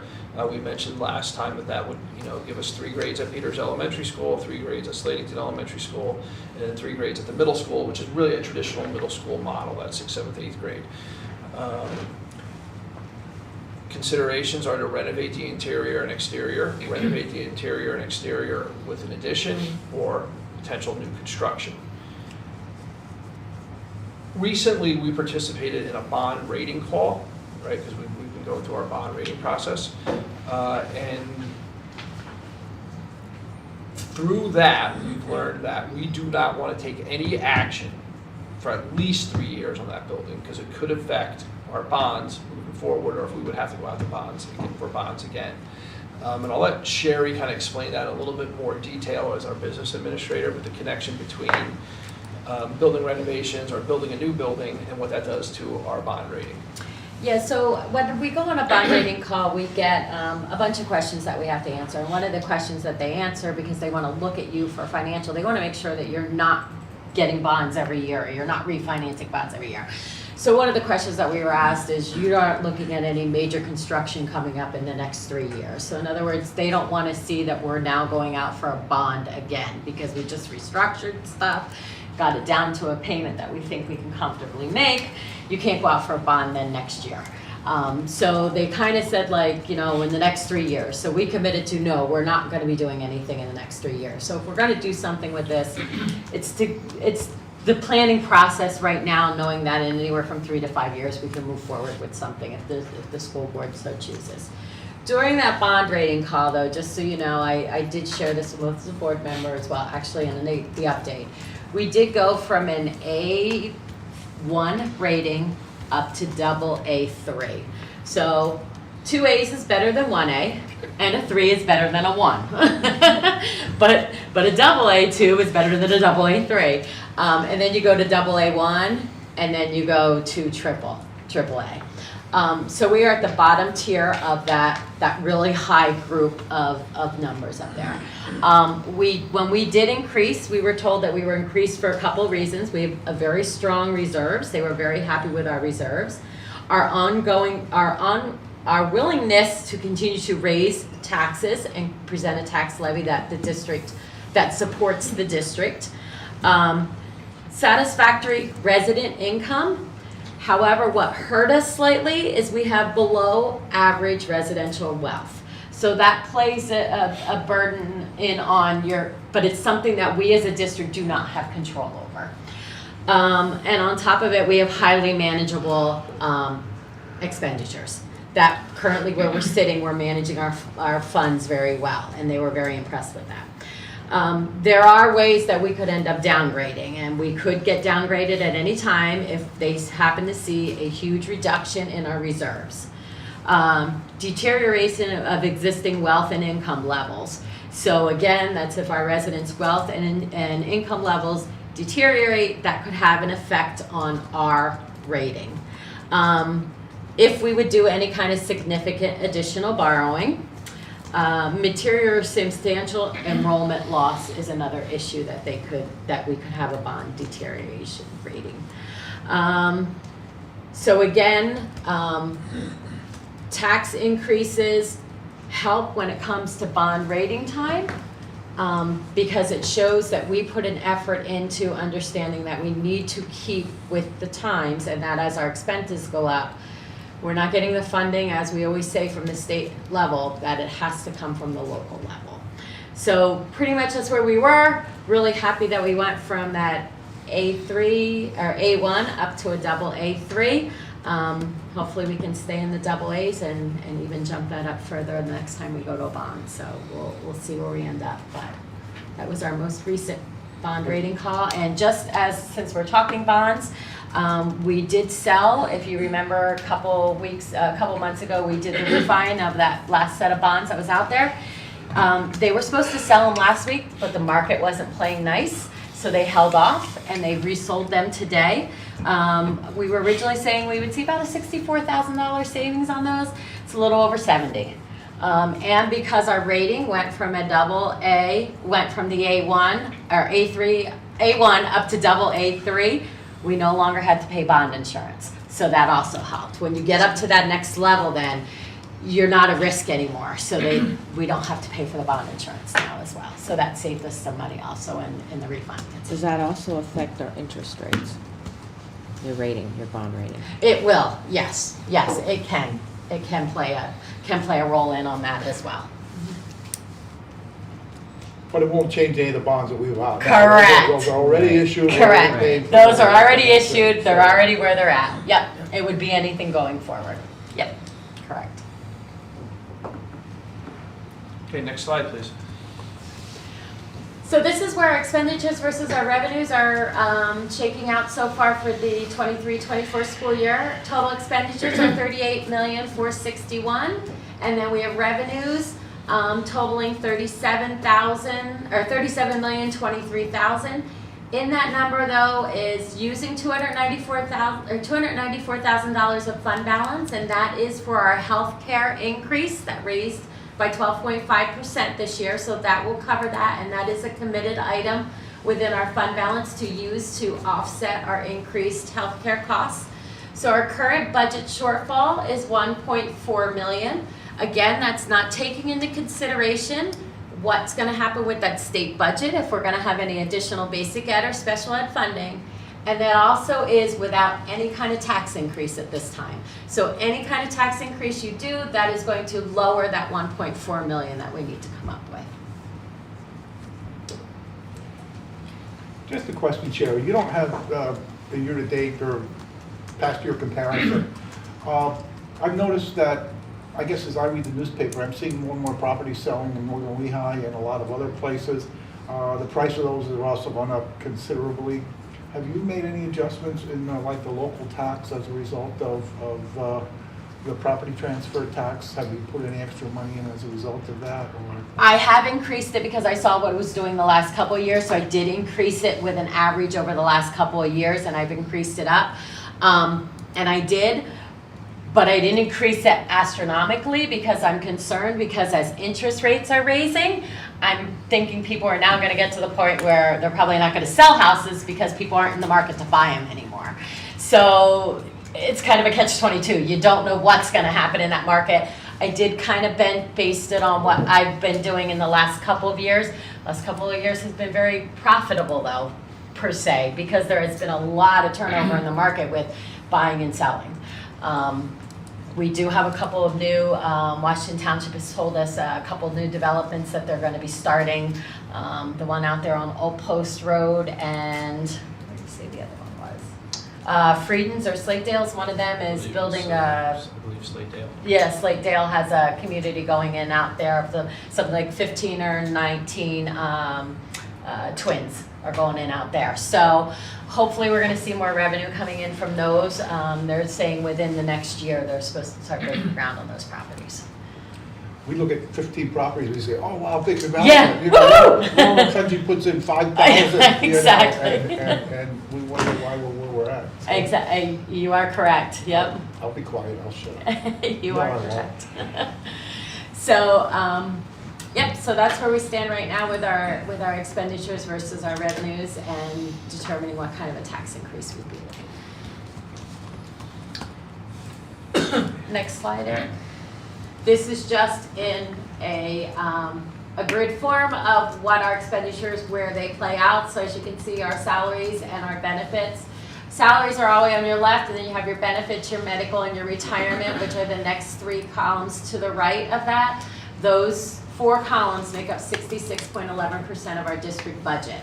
Everything else beyond that is minuscule. The purple, the principal repayments, that is all of your bond repayments that are happening, is in that fuchsia all the way to the right. And one thing so that the board does know, I have, Dr. Link was talking a lot about capital reserves. We don't have a lot of money in capital reserves. However, if you remember, we got into the recent agreement with St. Luke's where they are sponsoring so much money for so many years. all of the money that they have that's coming in from that is supposed to be used for the baseball, softball field, but we're putting that money up front and then they're paying it back to us over a lengthy period of time. So in that time that they're giving us that money back, I have in the budget that every year when that money comes in, it's in an account that it'll then be transferred into the capital reserve account. So that money will be moved right into there for use for capital projects moving forward. Next slide, Eric. And then this is our total revenue. So as you can see, almost $20.5 million is coming from our local. 14.8 million is coming from state, and then you see where the other and the federal and the fund balance at 2.9. That's that $290,000 we're using to offset that 12.5. That 12.5 healthcare increase. So if we decide to use more out of fund balance, that one will raise up a little bit. And the other ones, obviously, the local will increase based on what the board determines they would like to settle in as for a tax increase. Next slide, Eric. So estimated fund balance at the end of June 30th, 2023. I need to change that heading in that one. That heading is incorrect. So I'm anticipating ending the end of the 2022-2023 year with about a $14.3 million fund balance, and that's because I'm anticipating on probably about 300,000, somewhere between, I have 307,949. Somewhere in that range is going to be what we're going to be using out of fund balance to settle up the end of the 22-23 school year. And then looking to next year in the yellow, that's what I'm thinking about we're going to be using for the next school year. So there's that $294,000 using for the medical, and then the current shortfall right now is 1.4 million. So that will change again based on what the board determines to do for any kind of a tax increase. Next slide, Eric. So the tentative big picture, as I've been saying, you have your expenditures versus your revenues. We end up with a budget shortfall of 1.73. There's that $294,000 left for healthcare, and our additional balance the budget. We need an additional 1.437. If we end up pulling all of that out of fund balance and doing nothing with any kind of a tax increase, we would be looking at ending our fund balance at roughly about 12.6. if we would spend every single penny in the 23-24 school year budget. Next slide, Eric. All right, so again, I talked about the governor's proposed budgets. There is potential for another $243,000 for basic ed and $146,000 for special ed, which is just under $400,000. If that comes to fruition, we're about $1 million. About $1 million we need to come up with. Next slide, Eric. So again, we cannot increase taxes over the 5.5%, which is a cost of $855,680 in additional revenues for the district. What does that look like in Lehigh County? Lehigh County would have a millage rate at the 5.5 of 25.346. A home valued at $149,000 would see an additional tax increase of $190. And a mill in Lehigh County is worth roughly $662,000. Northampton County would have a millage rate of 73.1993. Northampton County home at 45.50 would see an increase in their tax bill of $201.61. And a mill in Northampton County is worth just over $42,000. And again, we have to rebalance between the two counties. So that's where we would end up sitting with the two millage rates, the 25.346 and the 73.1993. Next slide, Eric. So this is where we're at. I have looked at $149,000 as the median assessed valued home in Lehigh County. Northampton County median assessed value home is $45,850. In red is what that person paid for that tax bill during this school year, the 22-23. So again, if we raised it to the max in Lehigh County, their additional bill would be $190.36. If we raised only to 4%, we go down about 7 lines in Lehigh County, it would be an increase of $136.66. If you look at Northampton County, Increasing them to the max would be a $201 increase in their tax bill. If you go down and look at a 4% for them, it's at $153.898. So each one of them, if you notice, in Lehigh County, it's roughly a $9 increase. Every time I drop 1/4%, you're gonna drop that tax bill by $9. In Northampton County, every time you drop that tax bill by 1/4%, you're gonna drop that tax bill by $8. So you can go below 4% and figure out easily how much that tax bill is gonna be. So what would be 2% then? Well, 2% would be 2 times 2, 9 times 2 is 9 to I got it. 2, It's 4, okay. 6, 8, It's all right. 36. Yeah, so that's where we sit right now, and what the decision the board will have to make. Next slide, Eric. So again, this is what our revenues would look like if we raised. So if we raise 5.5%, we're going to raise $855,000 in additional revenues. If we raise it 5.25, we're looking at $811,000. Go all the way down to 4%, it's $589,000. Each one of these, I will tell you, if you jump between them, it's a little over $44,000. So again, every time you jump that 1/4%, we're losing about $44,000 in revenue. Next slide, Eric. There you go. I'm going to get you as low as 3% on this one. $412,000 is where we'd end up if we would stick with a 3%. You're going to get $412,000 in additional revenues. Next slide, Eric. So again, we talked about those ESSER staffing positions. So of the professional positions that we have sitting out there, in 23-24 school year, those positions are going to cost us $430,000. There is a need for these positions moving forward.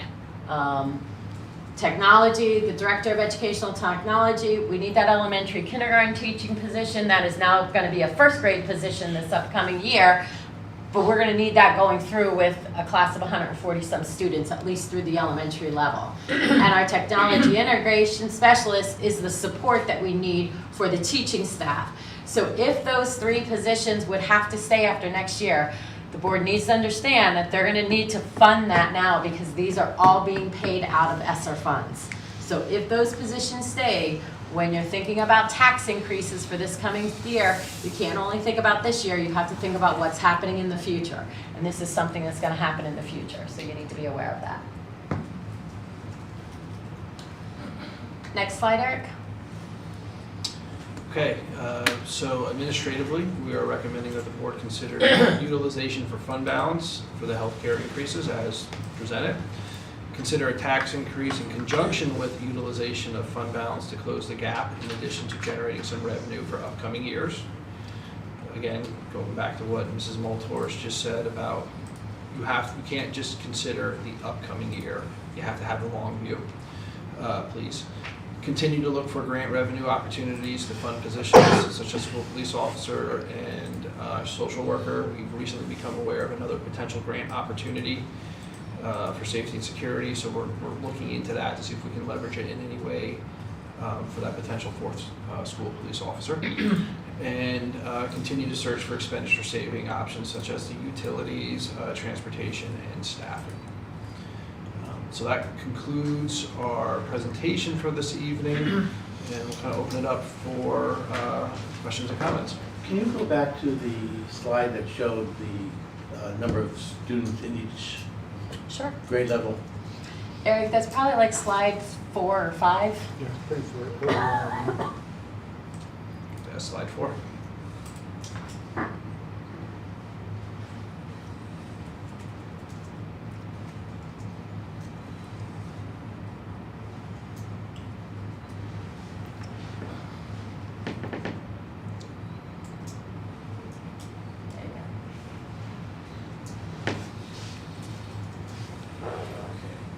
So we're projecting, now, when we project 110 to 130 in kindergarten, where are we now? Do we have any exact numbers? 107. 107. 107.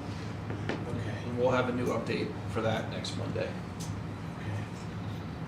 That's where I was concerned with, if that should go up, because it's early, and that's, we're giving away, in a sense, a kindergarten teacher.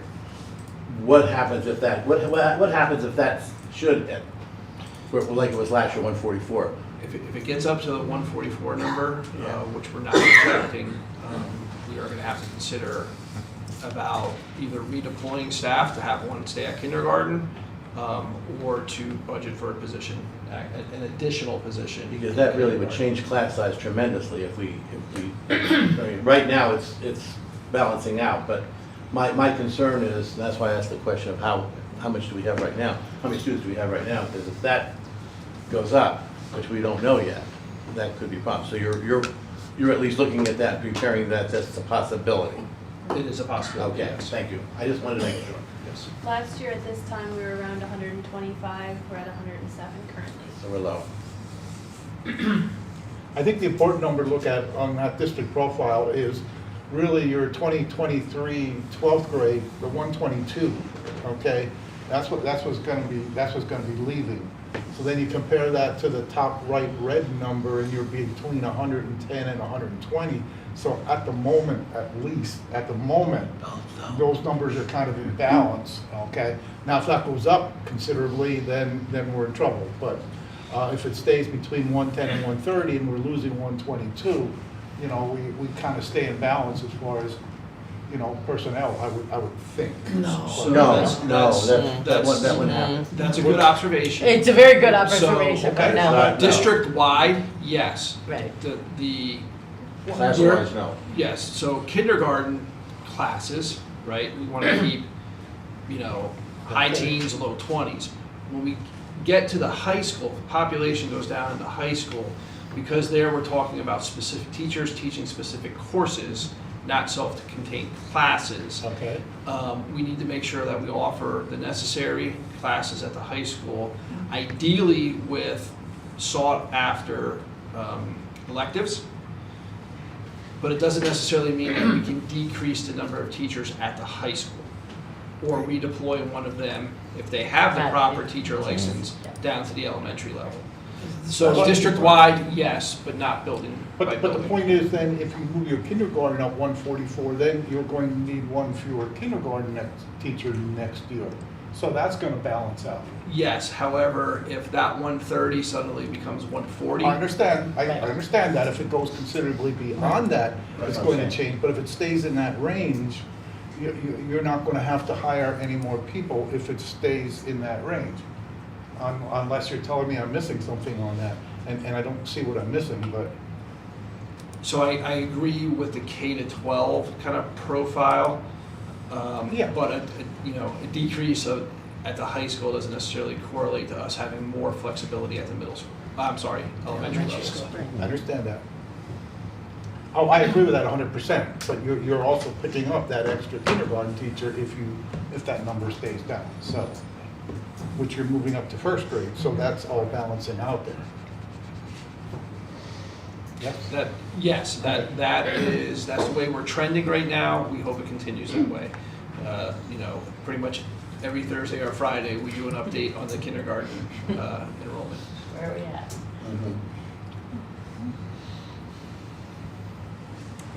Even at that 5th grade level, that's a significant jump. Is there any discussion about what the work is at the 5th grade level? Sure, so I'll let Mr. Briner kind of address the plan for that larger 5th grade class.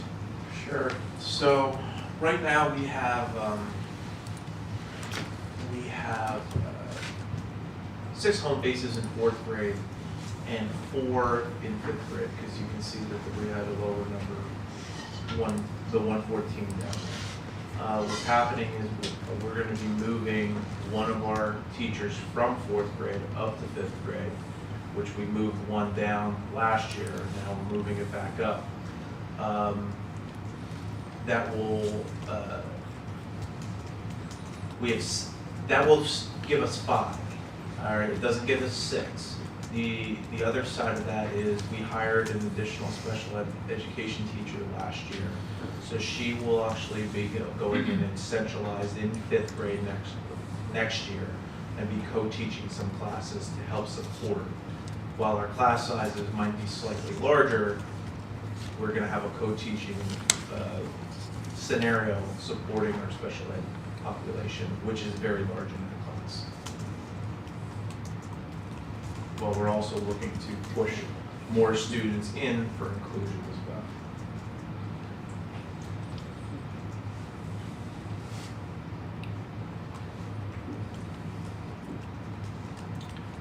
Other questions or comments?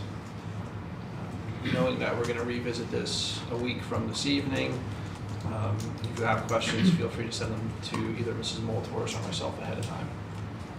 Let's also keep in mind, we are negotiating with our professional staff. We have no idea where that's going to lead us and what cost increases we might occur there as well. So as you're putting a number in your head on what's acceptable and what not might be acceptable, as far as any type of tax increase, keep that in the back of your mind, because we don't know when that's going to occur, and it could happen very much after our budget process is over. So just food for thought. And I want you to put on this, and just, I'm looking at board numbers now. So what we will do at the next meeting is we will look at a percentage increase, okay? We'll accept the motion to approve whatever, 4, 5, 5.5% increase. If majority of people go along with that, that'll be the increase that will be increasing it. We're then gonna have to go back to Sherry, and she's gonna have to do some numbers and figure out what that means with respect to Lehigh County, Northampton County, et cetera, and then kind of come back with another motion, so to speak, to finalize what we're going to approve. So it'll be a two-step process to get through that, okay? And if you remember that this one is not the one that's set in gold. This is the one that you're gonna set it, and by June is where you need to set it in gold. So this one can be the max, knowing that you're never gonna raise it to the max, and then in June you set what you actually wanna set it to. Can we set it in silver and not in gold? But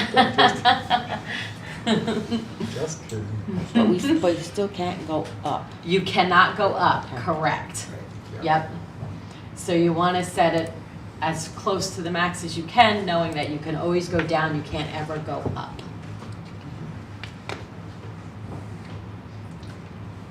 What was our current fund balance again? 14.6. And you're estimating using one About 300, 1.7 in is this what year. we're shortfall I'm right figuring now, we're right? probably gonna end the end of this year somewhere around 14.3. And we'd be using about 1.7 in total fund balance if you, that's totally what we're short at this point in time with no tax increase. Thanks. What was our fund balance at the end of last year? Around this time? 14.6. 14.6. And I think we're gonna end this year somewhere around 14.3. Okay. So right now, we're saying if we don't do anything, 1.7 million out of fund, plus then next year, possibly 580,000 if we fill those positions. So really, we're talking 2.3 million You would be short Short in 25, 26 in when a we get to year. that point, correct? without Even shorter, right. some of these other things going on. And like Mr. Kern said, that's not taken into consideration, negotiations ongoing. Negotiations going on, correct. It's a lot of moving parts right now. And a good point of thumb is 3 to 4 months of operating based on revenue, Yep. based on expenses, correct? Based on expenses. And some of that money right now can't be touched because it is held somewhere, right? Help me out. Like you can't touch it, it's not fund balance, it's Committed. it's Assigned. committed. Oh, Thank you. committed, Assigned. I'm sorry. Thank you. Yeah. Committed, There's I know that what word you and I mean. can't think of Yes, what it is. it's committed for PCERS and healthcare. And that was like 500,000 or something? Something like that. Number is. I'm just trying to, Yep. when I'm starting to look, all of a sudden that fund balance right now at 14.2, 14.3, whatever that number is, sounds fantastic, but there's a lot of stuff and moving parts in the next year and a half that before you know it, we could be at $9-10 million in projects that we have scheduled. There's about to get pushed. there's 2.3 in committed fund balance, 509,000 in health, and PCERS is 1.8 in it. Now, keep in mind that every year when we commit fund balance and assign fund balance, you can move that around because the board recommits every year what that fund balance is. Your point is well taken, though, Mrs. Yes. Zach, in that That's we, scary. we need to, obviously, we need to pass a budget for next year, but we really need to be looking at a 3 to 5 to 8-year view of where we're going. Yeah, because some of the things you're looking at funding are ongoing expenses. It's not just a one-time deal. Right. Correct. And if you don't increase this year, then your index next year becomes smaller. Fewer dollars. We already, Right. and Fewer you dollars. take healthcare in general or just current contracts we have in place and they're increasing 3% or whatever it is every year, so that's already on top of what we already have. And if you keep taking from fund balance, You don't have any. there's none left, and then what happens? Then our bond rating goes way down and. Bond rating goes down, staff changes, Yeah. But then we're also facing club changes. the thing that hurt us in the credit or our rating was that our wealth in this area is not very high. So our tax base is what 94% all homeowners because we have no business. Right. Like we talked about, the school district's the biggest Yeah, employer in Yeah. Normally School District. that's not good. It's not good. It's catch-22 because the Yes, more you yeah. raise taxes, Exactly. the less attractive you look to a new business. Correct. And the other part of that, Chad, is that people don't work in our district either, so Mhm. the tax that we can, what do they call that? EIT. EIT tax? Well, if we don't have businesses in our community, we can't tax their income, therefore we're getting even less. Yeah. You know, it's amazing how many people drive out of our community in the morning to go work somewhere, and they're taxing their income down there, Yeah. so. Parkland needs some money, you know. Not just Parkland, it's all over Allentown. It's amazing. Thanks for the fantastic Yes. update, Sherry. You're Yeah, thanks. Wonderful. Thanks a lot. very much appreciated. Well, why don't we do that till it gets, we're not out of. Oh, yeah. I want a better know, job. I make everybody feel happy with me. So feel free to send us any questions that you have leading up to Monday evening's presentation, and we'll revisit on Monday and look for the board to approve a proposed preliminary budget. All right. Thank you, everyone. Any other questions on the budget? Anything for technology, buildings, and grounds? All right, I'm closing that one.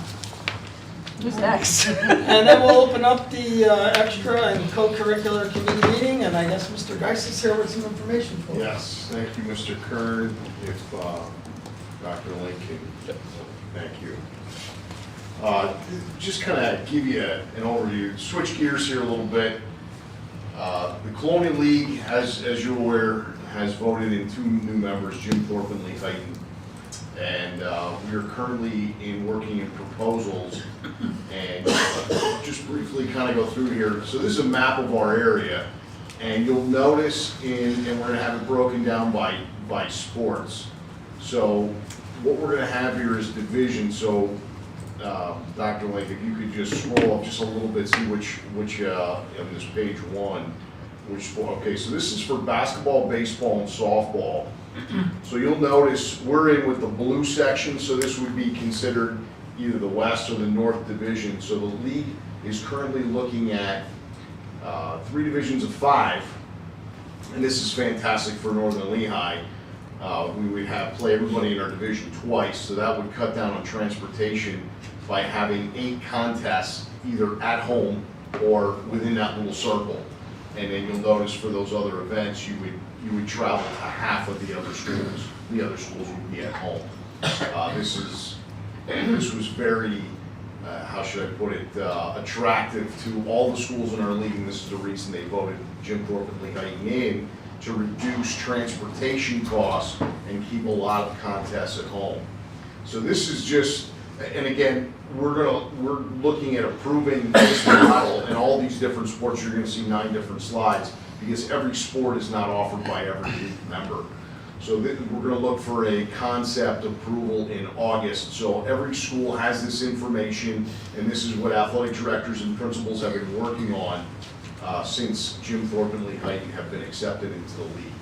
So this is basketball, baseball, and softball, and you can see that. If we scroll down to the next slide, you're looking at soccer. Different sport, and for this particular sport, the league feels that you play everybody one time. And this is a benefit for all schools, Northern Lehigh included, due to the great disparity in the type of contests that are played in soccer. So if we slide down to number 3. This is field hockey. You'll notice Notre Dame with Green and Thorpe do not have field hockey, so we're looking at three different divisions. Depending on the division, there's divisions of 4, divisions of 5. Again, the Colonial League always has gone with geographic divisions. So looking at field hockey, play everybody in your division twice, an odd number of divisions. So to offset that, the league is currently looking at expanding league playoffs from 6 teams to 8 teams. So especially in baseball, softball, basketball, field hockey, this way, when you have uneven number of divisions, this would allow any type of disparity in the 7 seed. We're going to get them in. So anybody who's going to have a 500 record or better should be in the league playoffs, and that's going to model district playoffs. So there's a look at field hockey, and scrolling down to page 4. This is, I think this is golf. I can't see behind there. Yeah, golf. We currently do not have golf. I do want to kind of bring it to here since we're talking co-curricular. We do have one golfer currently. Connor Sims has played for us. I did have 2 other interested students who are looking at playing golf, and I asked them to start in the fall, play some contests, and that would be something that I would bring back as a possible sport addition to our school if it continues to pick up steam. So that's a possibility. Golf, and at that point we get a red circle around there. So currently we do not offer golf, but that's why we don't have a circle. We'll scroll down to the next one here is, I believe, tennis. Yes. Yeah, tennis, we don't offer tennis. Neither does Northwestern Lehigh. Palmer, this is girls tennis, this is a fall sport. Catasauqua, Lehigh, and Palmerton do not offer it as well. So scrolling down to number 6. Boys tennis, which is offered in the spring. Again, Northwestern Lehigh, Catasauqua, and St. Palisades do not offer boys tennis. So scrolling down to the next one, volleyball. We have a number of schools that do not offer volleyball. We do not currently. So we can move on to number 8. This is wrestling. This is the one that's different. Wrestling is a different animal when it comes to the type of sport.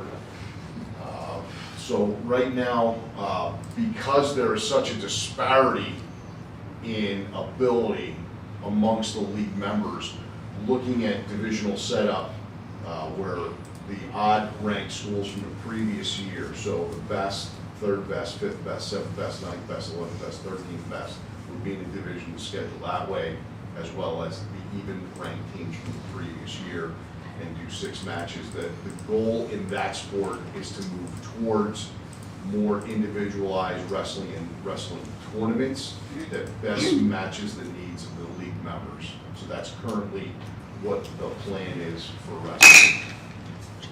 And that's the only one that would change year to year, or potentially change year to year. Right. All the rest are kind of set in stone. Yep.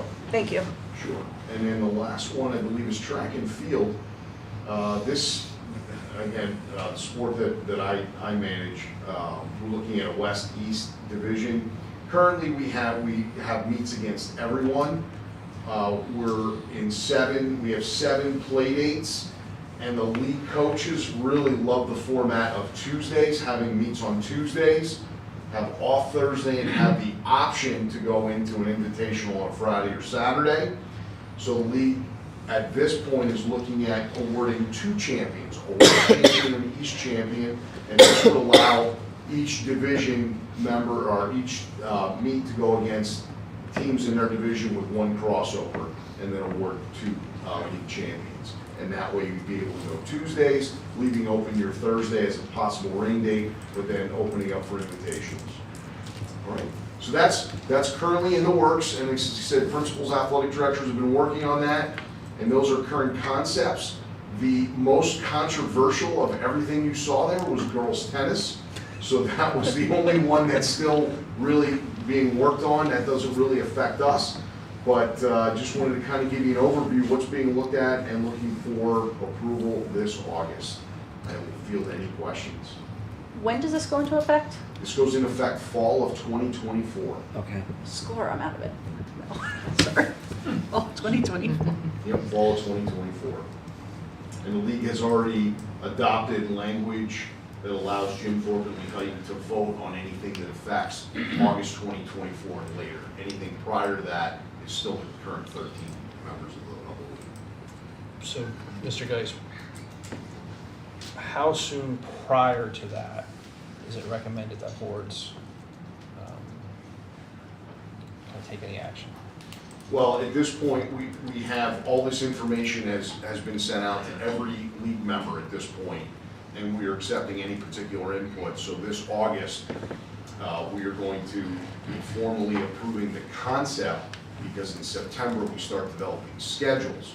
So our timeline, and I know this sounds really far in advance, but it's a short timeline. So in September, we develop all these schedules that are currently in place. October, we start putting in place the 24-25 schedules. And then in November, we finalize those schedules, December finalize, and then in January, we start working on the independent schedules, so that we are usually about 16, 18 months out, depending on the sport, where we have schedules. And I know we've talked about facility usage. So we try to get everything in place I personally try to get everything in place by the end of February for all of our sports. So at this point, we have all of our schedules are in place for next year, all of our independents and our league schedules. So it's an intense, especially in October, November, it's a pretty intense process too. And then since we have turf, other places have turf, and winter season scheduling and moving all, it's a big puzzle. So you try to get everybody where they need to be. So it kind of gives you an overview of league scheduling year. So, any other questions?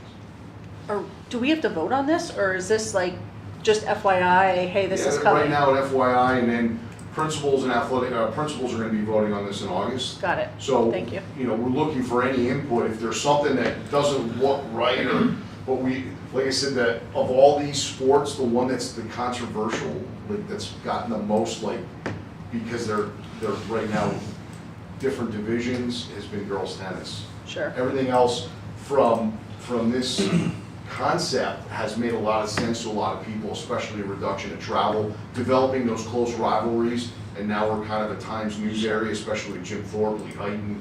Those are some great rivalries that we're going to develop over time, and we've played them in independent sports. But now it's nice that we, instead of just playing them once, we're going to play them twice, home and away. Sure. Mr. Geis, does that impact the conference at all? Now that they would be playing geographically 4 days, does that lessen their conference games? Are you talking Like for size differential? Well, that's a different conversation. So colonially, we try to meet the needs of all the league members. So in basketball, I'll give you the example. In that concept, you play everybody in your division twice. That's 8 games. You play the other 10. So in basketball, you have a total of 22 contests. So that's 18 games. You have 4 independents. And then teams are going to schedule those. For basketball, you get a nice tip-off tournament if you want to get in that, or you can schedule independents, and then you can have a holiday tournament like we have our Rotary tournament. So in basketball, league members want to try to fill the schedule as much with conference opponents, and in the Colonial League, most of the schools fall within a nice parameter. Now again, per sport, if you're looking at basketball, there's 6 classifications. Our biggest school, normally Southern Lehigh, is 5A. Our small school has been us, and we've been at 2A. So that power formula is based on who you play and all that. So that's a different conversation. So I'm going to compare the 2 sports. If we look at soccer, which is a benefit for all the member schools to play everybody once, which would be 14 games, that allows us to go out and, 14 games. That would allow us to go out and get independents that best meet our needs, playing a tougher schedule. So if we look at boys soccer this year, we played 2 state champions in Northwestern Lehigh and Moravian Academy However, playing that strong schedule, we were able to schedule other schools our size, and we qualified for the district playoffs. So it's a benefit for all member schools, even though we had a really hard soccer schedule, it helped us in district playoffs. So when you say conference, you don't think of league, and then you have districts, which is depending on your classifications. Does that make sense? Yes. Okay. That's a good question. Different way where you. Does Jim Thorpe and Palisades have a hotel in between? Because No. sorry for that soccer trip. No, it's not as bad as you think, because everybody looks at Palisades as a long trip. It is. Yes. I don't care what anybody You says. get to Hellertown and you're thinking, we're almost there, and you're not. Everybody has that same thought, no matter. It's so funny. Yeah. Sorry. It's just, We'll keep that a secret, I won't tell Palisades. Yes, Mr. Christie. I saw you're trying to stick to Tuesdays for track. Yeah. Now, obviously, we had discussions before about baseball numbers, track numbers, and how numbers fall off, and they're kind of sort of Yep. related. Is there a way to possibly work that track and baseball schedule to? Yes. You already know. You know where I'm going with that. Yes, here, baseball has the following issues. Umpires. Yes. And scheduling with East Penn Conference, so we try to work opposite the East Penn Conference due to the availability of umpires. Anybody who wants to umpire a sport similar to baseball, I don't want to say everybody, a larger group will go to softball, faster game. So they'll move to softball where we don't have a huge pool of umpires. And so at that point, now you're balancing with East Penn Conference, there's not enough umpires available. So our first priority, what our league schedule does, is works with East Penn Conference, opposite the other conference where we're getting that same pool of officials.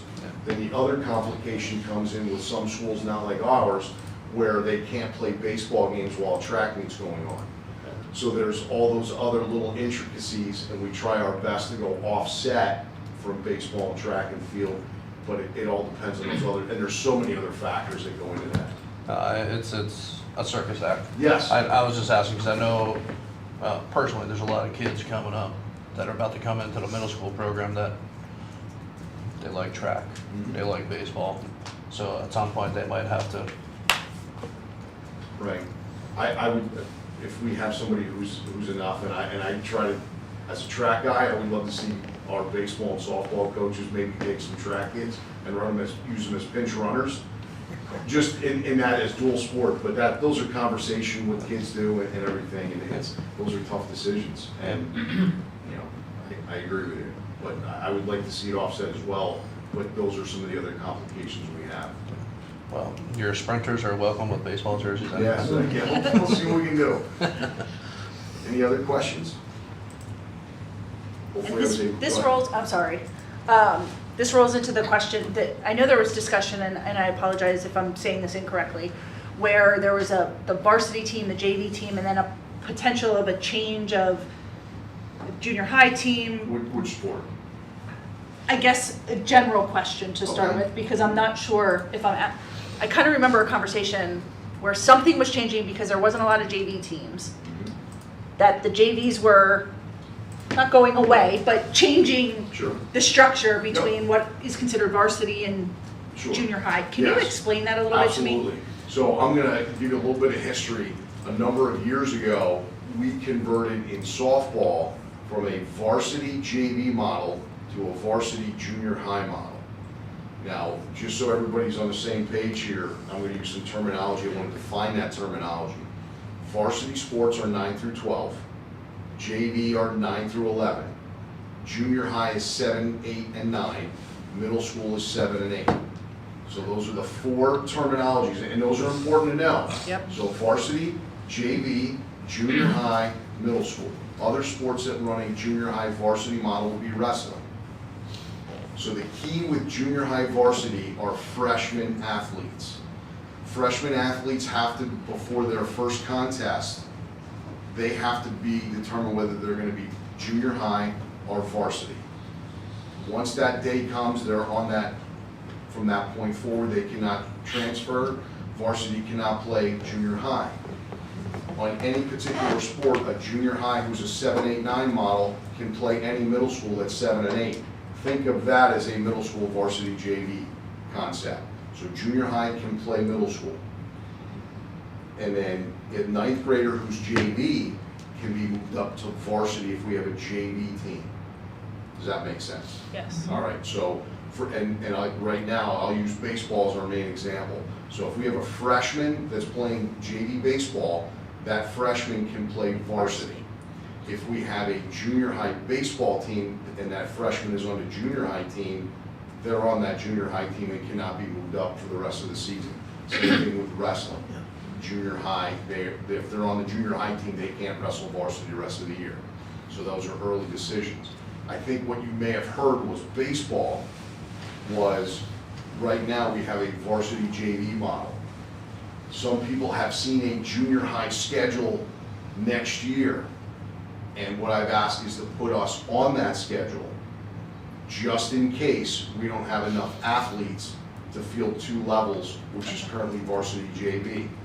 There are a number of schools, East Penn Conference included, that have converted from a varsity JV model to a varsity junior high model. Whatever excuse kids want Right. to use, and we're talking about bigger schools that have gone. Oh, to yeah. that. So at that point, we currently, the best thing for our program right now is a varsity JV model. It may come to pass a year from now, 2 years from now, 3 years from now, where we might not have a choice. The rest of the league may go to a varsity junior high model, like what happened in softball a number of years ago. Got it. So if we stay varsity JV, we might not have any dance partners to play. Got it. However, it may be to our benefit a year from now, 2 years from 3 years from now, that we might want to go and jump ahead and go to a varsity junior high model. So what the process is, I put us on a junior high schedule. It's so much easier to say, you know what, we're not fielding a junior high team, we're going to be a varsity JV, please delete us from your schedule, opposed to the time where, oh, we're going to run varsity junior high, we don't have any games, now you're scrambling to get games, lack of umpires, fields, everybody's committed. Sure. So it's so much easier and safer for Northern Lehigh to be on that schedule, but we want to maintain 2 levels, and right now the best thing for our program is a varsity junior varsity model. Does that make sense? Right now, the Yes. varsity JV model is the Yes. best thing for our program. Thank you for clarification, I Sure, appreciate it. absolutely. Brian, how often can you make a change like that? You can make it every Every year? Yeah. Okay. Now, the thing is, we couldn't make that in softball because we wouldn't have anybody to play, and that's the other complication is the East Penn Conference. Since they have 18 teams, there are a lot of times where they only have 2 open dates, and they sometimes, you know, I'll just say like in Easton, they might end up playing Wilson, they don't want to travel on the road. Mhm. So that field of potential independence reduces. Are you starting to see more of that change happening? Yes. I've heard about it, and it wasn't just at Northern Lehigh, and I was seeing where we were in a position of that, Mhm. but I see potential complications down the road. Good Correct. luck. Yep, so there's a number of athletes that do not want to play JV. Pick the reason. They Yep. just don't want to play JV. They either want to play varsity or not play at all. So, you know, you could pick whatever reason that fits Absolutely. that. Yep. Thank you again for Sure, the clarification. Any other questions? Next item? All right. Next is baseball, softball complex update. We talked about this earlier. Greg is assembling his squad of individuals. Mr. Hill is assembling his squad. And I have my people. We're going to meet with the engineer here in a couple weeks. And we're going to go over details. Wireless network, surveillance cameras, pixel-out cameras, location of scoreboard, putting in a flagpole. Where exactly is the fence going? Where are we getting water from? Where's the electric plant? Where exactly we're gonna house all the different sheds? So like the minutia, that kind of stuff. We have the overall concept, so now the engineer wants to know exactly what's gonna be, where it's gonna be, so that they can submit the plans to the county, get final permit approval, and then we can move forward. So that's where we're at, and everybody has a seat at the table coming up here in a couple of weeks as we meet with the engineer and really hammer out those details. All right. Any questions? All right, oh yes, Mr. Crispin. Always questions, sorry. Projected start date. Projected start date, if I was gonna guess, and again, this is a complete guess, late July. That's a guess. Now, we'll know a lot more once we meet with the engineer, because once they submit the permits and the county, it all depends on how busy the county is. I've been there and I've seen the process. I don't agree with it, but I've seen the process. One of the other things that we have is everything's based on the seeding time for growth season in the fall. So they want to be able to plant seed at the optimal time to get full growth in the growing season in this fall.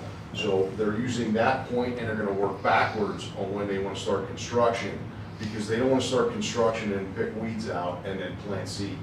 So that's how they're working on it. And we have somebody in ELA with this group. They are a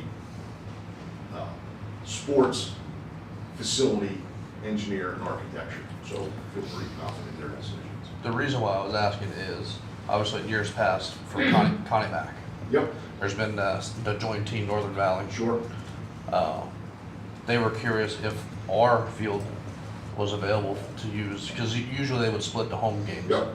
Between Northwestern and Northern Lehigh. Yep. So Mr. Durr and I, we've been in contact with some of the leaders in that group, and if it's feasible to play up to a certain date, they can play up to a certain date. We are also in that meeting going to be discussing fall usage, since we have soccer and football that are going to be using those facilities, and the construction that's going on, how we're going to be able to adapt that. So those are some other conversations that we're going to have on that day. Yeah. Sounds good. What's the time frame What time frame? For like completion? it should be done, from what they're telling us, that we should be playing on it in March. So if it grows in, we get the proper growing season that they're anticipating, we should be good to go for March. Well, now we're gonna get record-setting snowfall. And all that.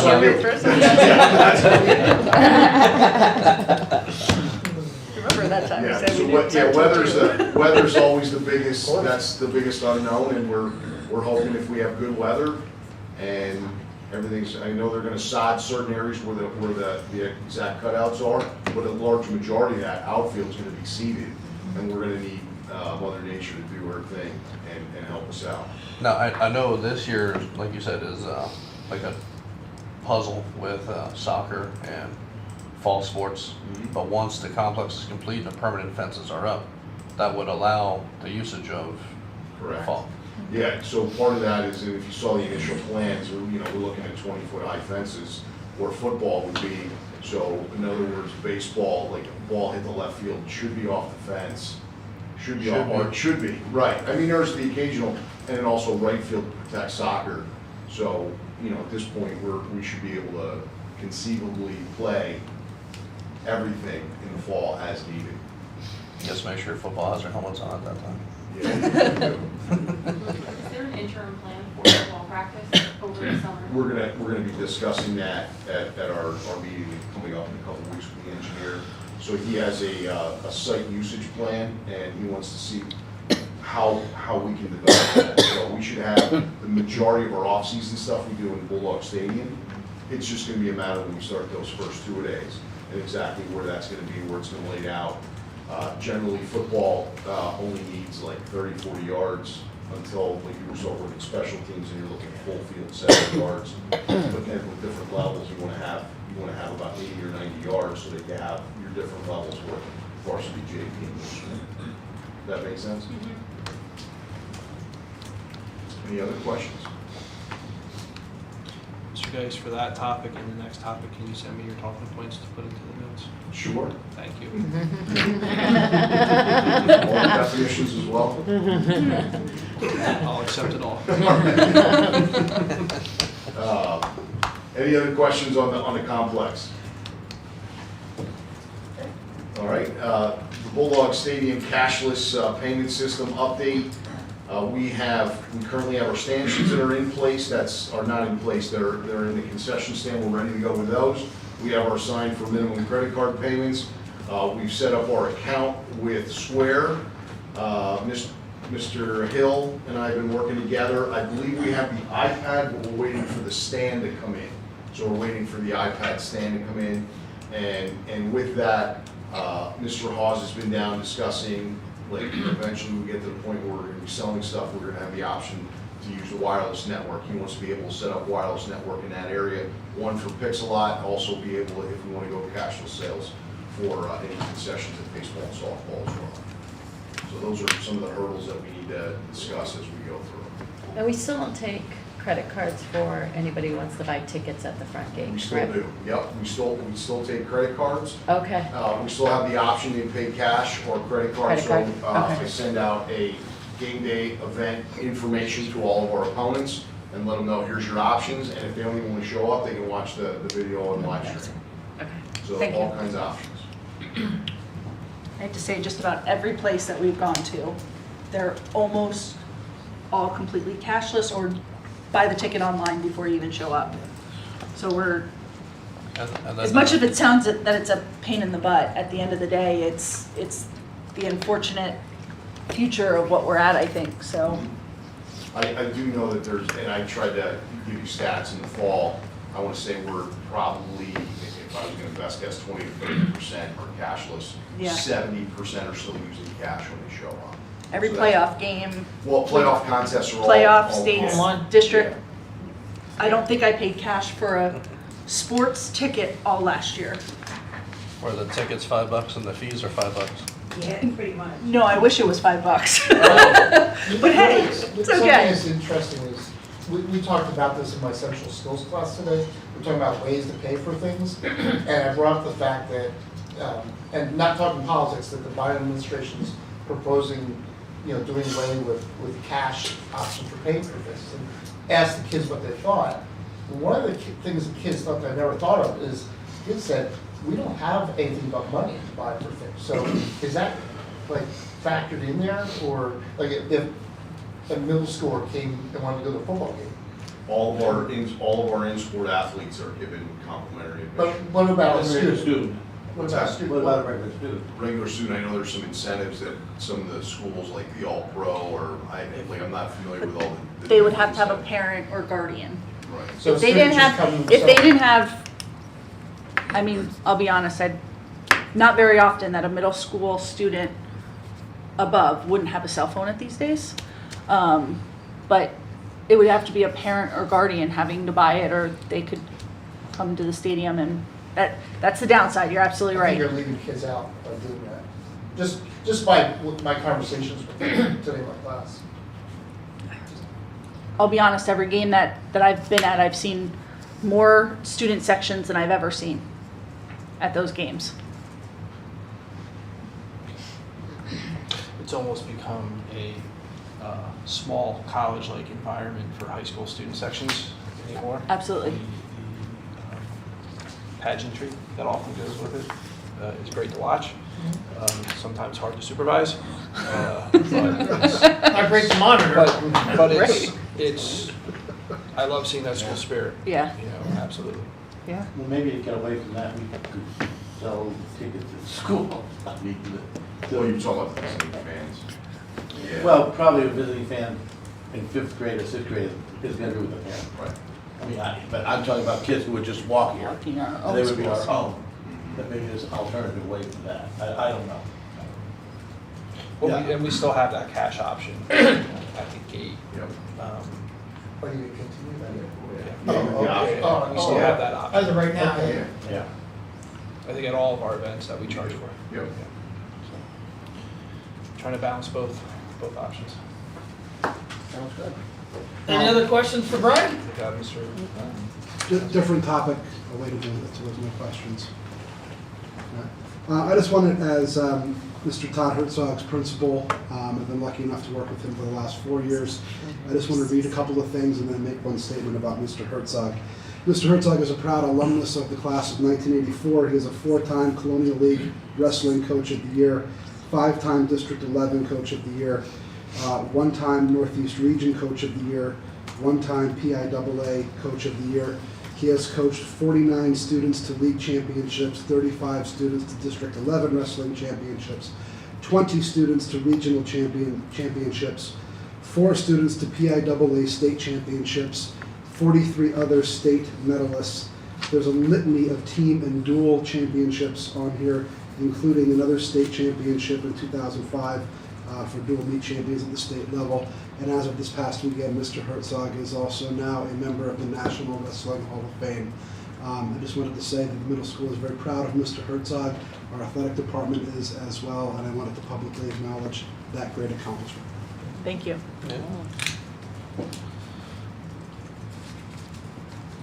Anything else?